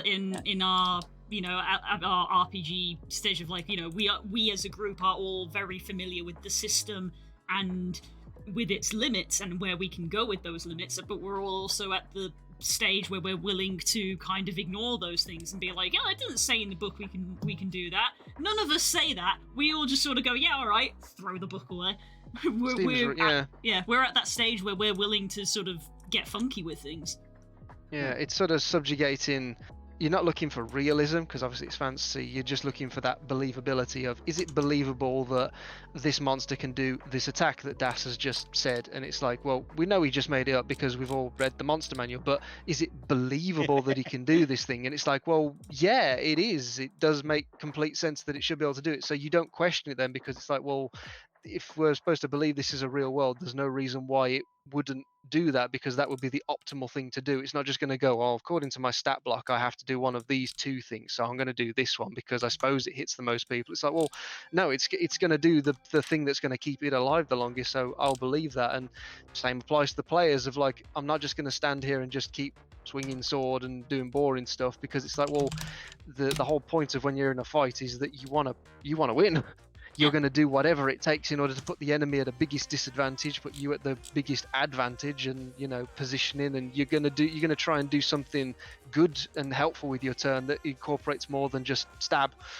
Where am I going to be afterwards? Where's the enemy going to be afterwards? Can I put them in a prone position, or can I have them stumble, or can I grapple them while I'm doing it? All these things that you want to do at the same time. But the way 5th edition is designed, it's like, well, if you do too many of those things, it's a little bit overpowered for free, because spellcasters can do it, but it costs a spell slot, and there's a chance that it might fail, or they might only do some of the bits. So if you get to just sort of do all of it at the same time, it kind of throws the balance out. So Well, as realistic as it idea. is, you kind of can't, and then you're like, oh, well, that's boring let now. me let me say something, and then let me follow on to it.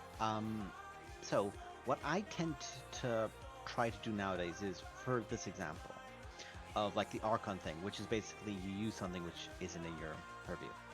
You roll. It's a check to see if you can do it. If they fail that check, there are costs, as I mentioned earlier with Nemo, with the character rolling. It's like, oh, you fucked that up. This gonna hurt. This is gonna hurt. Please keep talking. I gotta pee real bad. No, you're good. Well, Where it's like, if you want to do this, it'll work, or you can push this to work in a way that no one else would be able to do. Like in our example of like, well, how does the fighter do it? It's like, well, why are they a hero? Because they have that undeniable resolve, which is sometimes just hand waved as being the rule of cool mechanic of like, well, why does the fighter get back up? Because easy line, but like his friends are in danger, or this huge very important thing is going on, he's not going to back down, or she's not gonna, or they're not gonna back down. They're going to try and get back up because of the people they care about who are around them. And it's like, does that make sense of like, well, why did Thane get back up after literally getting nearly cut in half? Because somebody called out for help. And it's like, okay, that is bullshit, it makes no sense, but would Thane try to get back up? Yes. yeah, so it's believable for the character. Yeah. If it's one of those things of like, well, why is Alistair doing this? It's like, well, Alistair wants to put this thing as much disadvantage as possible, giving his allies and him as much of an advantage as possible. Perfectly reasonable. Yeah. Sorry?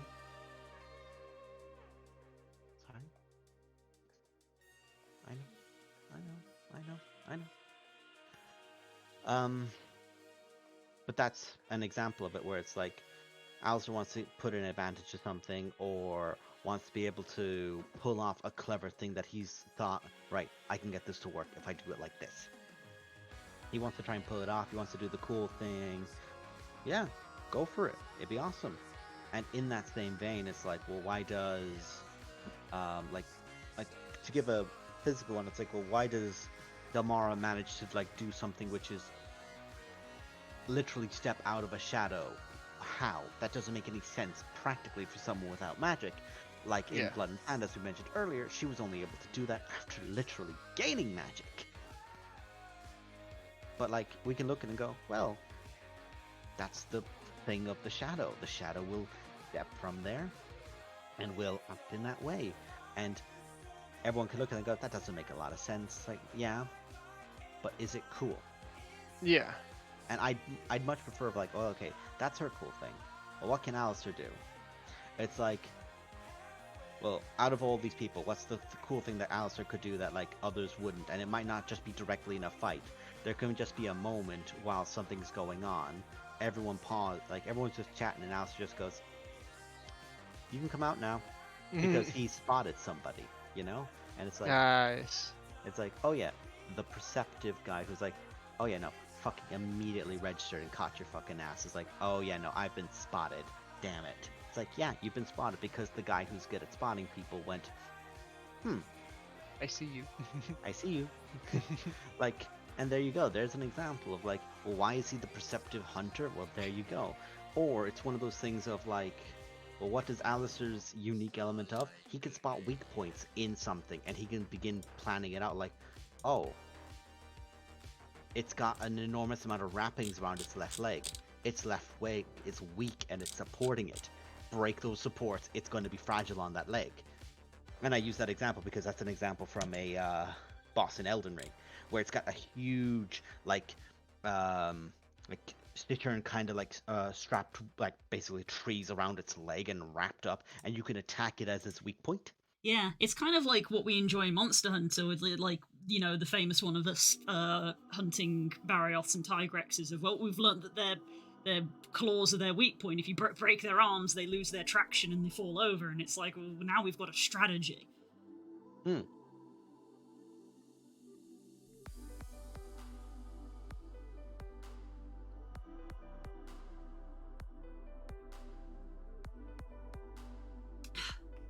It is one of those ones where like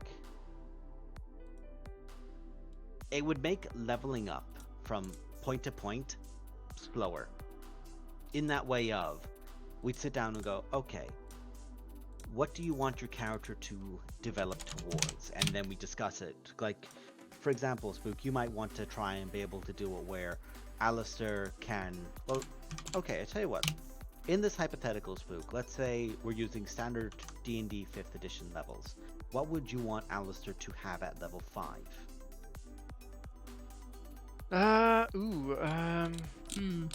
Level 5's an interesting one, because level 5 is like one of the first landmark levels, isn't it? Of Right. You've got your level 3 spells, you've entered like the next tier of play at level 5. Correct. And I'm using that for a reason. I would say some sort of movement as a bonus action at level 5 Okay. would Well, be good enough. Well, what I would do with that of like, well, let's say you get more just movement overall. Let's just say hypothetically you get more movement overall to begin with. What I would do is like, okay, level 3 or level 2, you get to do it as a bonus action. And then once you get to level 5, you get to just have it. Okay. An ability that upgrades of like you get to taste it first, but it's got a big cost, and then it gets a diminishing cost the more you go on. That's good. Yeah, I like that, because then that shows growth of like, you know, here's a thing that I've always been able to do it, but now I can just do it easier. Yeah. I like that. Like, I'll use a hypothetical because it's also an obvious one because of the paladin. Paladins have the ability to go, oh, you are buffed. None of you can be frightened while you're around me. I will inspire you to keep going. And it's like, what can you do to begin with? You can give one of your party members, like, so that's I think it's like a 7th level ability for a paladin. At let's say at level 3, you could pick one ally on a bonus action, make them immune to fear until the end of your next turn. You can give one person that buff, and then once you get to level 7, it's just an aura you have. Maybe you can still do the one effect to one person thing, but it's just a thing you can do, just flat. And like, there's your benefit of like, you've now developed it and gotten better. And in that example, it's like, well, Alistair wants to be able to move. And like, maybe also something that you've been doing just proactively is every time you've been moving, you've been using like an offhand thing, like a bit of rope to try and... I use rope as an example just because it's an easy physical concept. Yeah. Let's just say I want to catch this guy, so I'm going to use a bit of rope and just snag him. And I know you've been doing that, so maybe like you do that consistently, it's become a part of your character. Rather than me just going, oh well, yeah, you just, have the movement speed, I go... And if you want to, you can make a DC check, DC X, and every time you do that DC, you actually end up also reducing someone else's movement by half.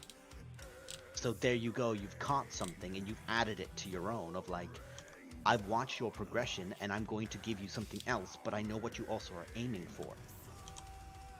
And I'm very much of the mindset right now of like, I can always make it harder. I can always make the fight more difficult. I can always extend it, like, what we're doing right now in Plight of Princes, for example, where it's like this has been a very long series of encounters, and none of them individually are super hard, but all together, they're draining over time. Yeah, it's just progressively like, oh making my god. It's just another case of like I feel like a lot of our most memorable stuff in D&D, whether it's been in Plight of Princes, Storm Kings, or in Blood and Sand, is what we kind of jokingly refer to as like the longest day ever. Of like, you know, the days that last weeks of gameplay of like, we're doing this and we're doing this and then this happens and we've got to keep going and there's just so much going on all the time. And it won't fucking stop. And it won't stop, but it's really memorable. Like, you know, when, you know, like the siege of like, Jesus Christ, that was one day and so much happened. Yeah. And Hell of a 3 months. Yeah, a single day that lasted 3 months. Like, fucking hell. But it was so good. Oh yeah. but like that's where you can have a lot of like challenge and fun with it, where it's like, yeah, it lasted all that time, but over that period, it wasn't like one super mega, like, one character just did everything. It's like, no, everyone did things. Now that was still like, that was still baby levels, so of course everyone had to chip in.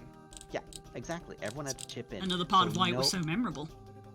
Yeah, it's like nobody felt like they ever lost out because everyone got to have their moment because it progressed for so much time took. But the thing as well that was a great advantage was everyone got to be able to go and, well, I want to do this. Well, okay, how do you do it? Go from there.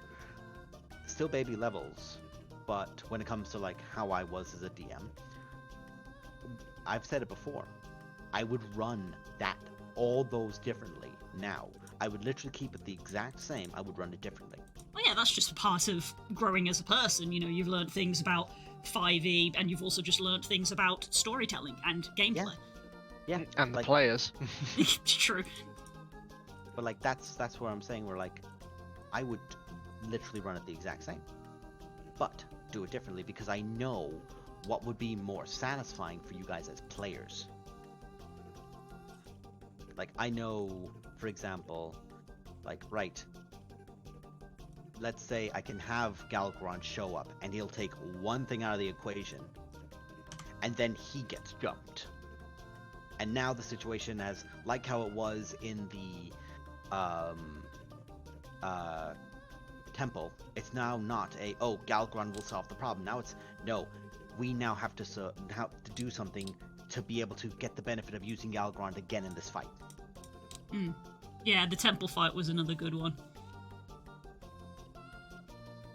It's one of those ones of, rather than just making it a slugfest, which I tend to do, it's like, gotta give it a challenge, gotta give it another effect. Like, yeah, well, that's the thing about D&D. You know, that's why Matt Colville, you know, likes to refer to dragons as attacks of hit points with a breath weapon. It's like the easiest way to make things harder is to just give them more health, and it's like, that's not making it harder. You're just making it longer. It's not the same thing. It's why, and I do say this quite sincerely, Luke, I want to play more games with you in them, and the reason I do is I want you to see how I run D&D nowadays and let you engage in that, because it's one of those ones where I've built a sandbox, I've gotten more familiar with building the sandbox, and I want you to come into the sandbox and play. I want you to see it and engage with it and enjoy it, because I've liked how I've made my combat. And it's one of those ones where, like, say, one fine example is, like, again, funnily enough, I did pull Galgron across settings, but that wasn't to, like, oh, he'll solve the problem. It's like, no, he is literally just going to get the shit kicked out of him this entire fight. But the other thing he's going to do constantly is show off mechanics. Like, oh, heads up, one of the monsters that's now been introduced back into this encounter, this monster is able to do damage to you based on robbing you of spell slots. Heads up. And all the wizards went, I'm fucking avoiding that. Everyone just sort of went, ah! I have no fears. One fear. One fear. And again, like, well, what was the other challenge in that encounter? Was it just kill cloth, just destroy this big sack of hit points? No, lava was constantly going. So it's like, do you want to do a huge, massive impacting spell that does like a huge thunderous strike? Sure, do it. The ground is going to struggle because of it, and lava will rise faster. No one had, like, say, done an earthquake, because I telegraphed, hey guys, you're in a fucking volcano that is controlled Yeah. linked to this dragon, and everyone went, we are not fucking pushing our Yeah, luck. I looked at I look at my spells list, literally having earthquake, and went, fuck.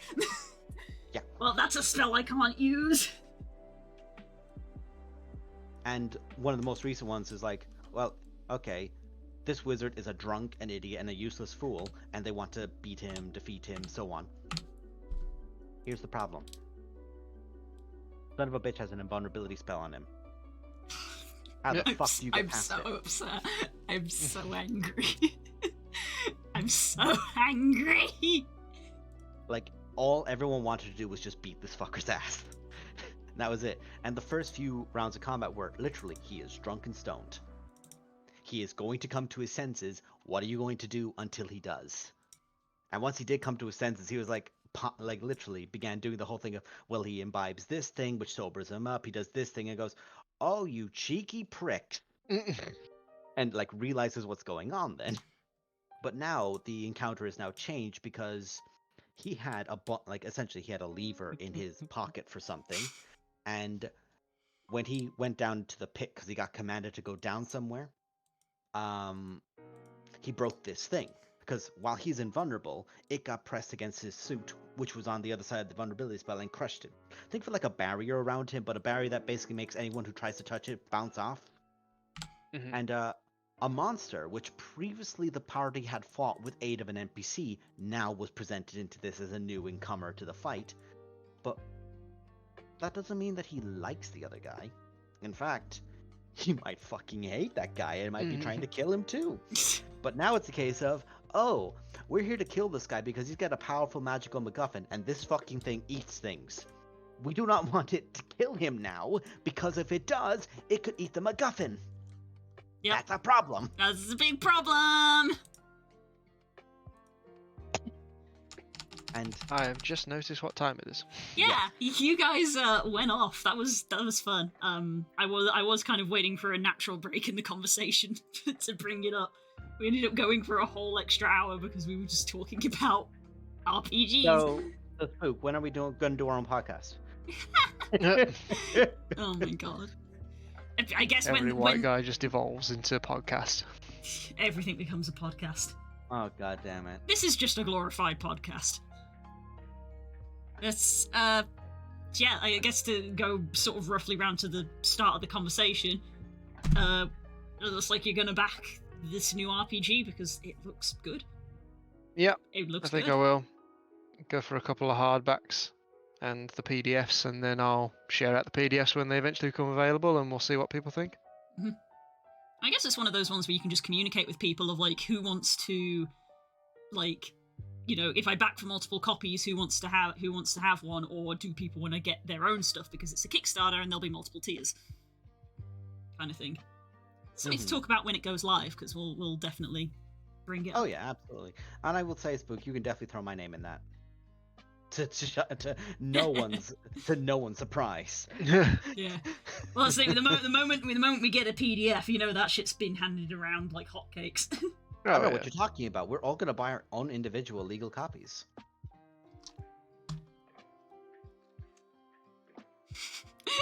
Well, and on that bombshell.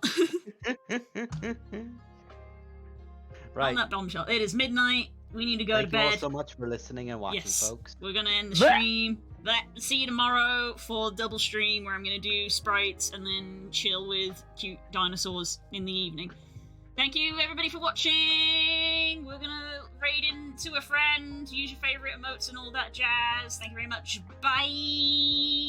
Yeah.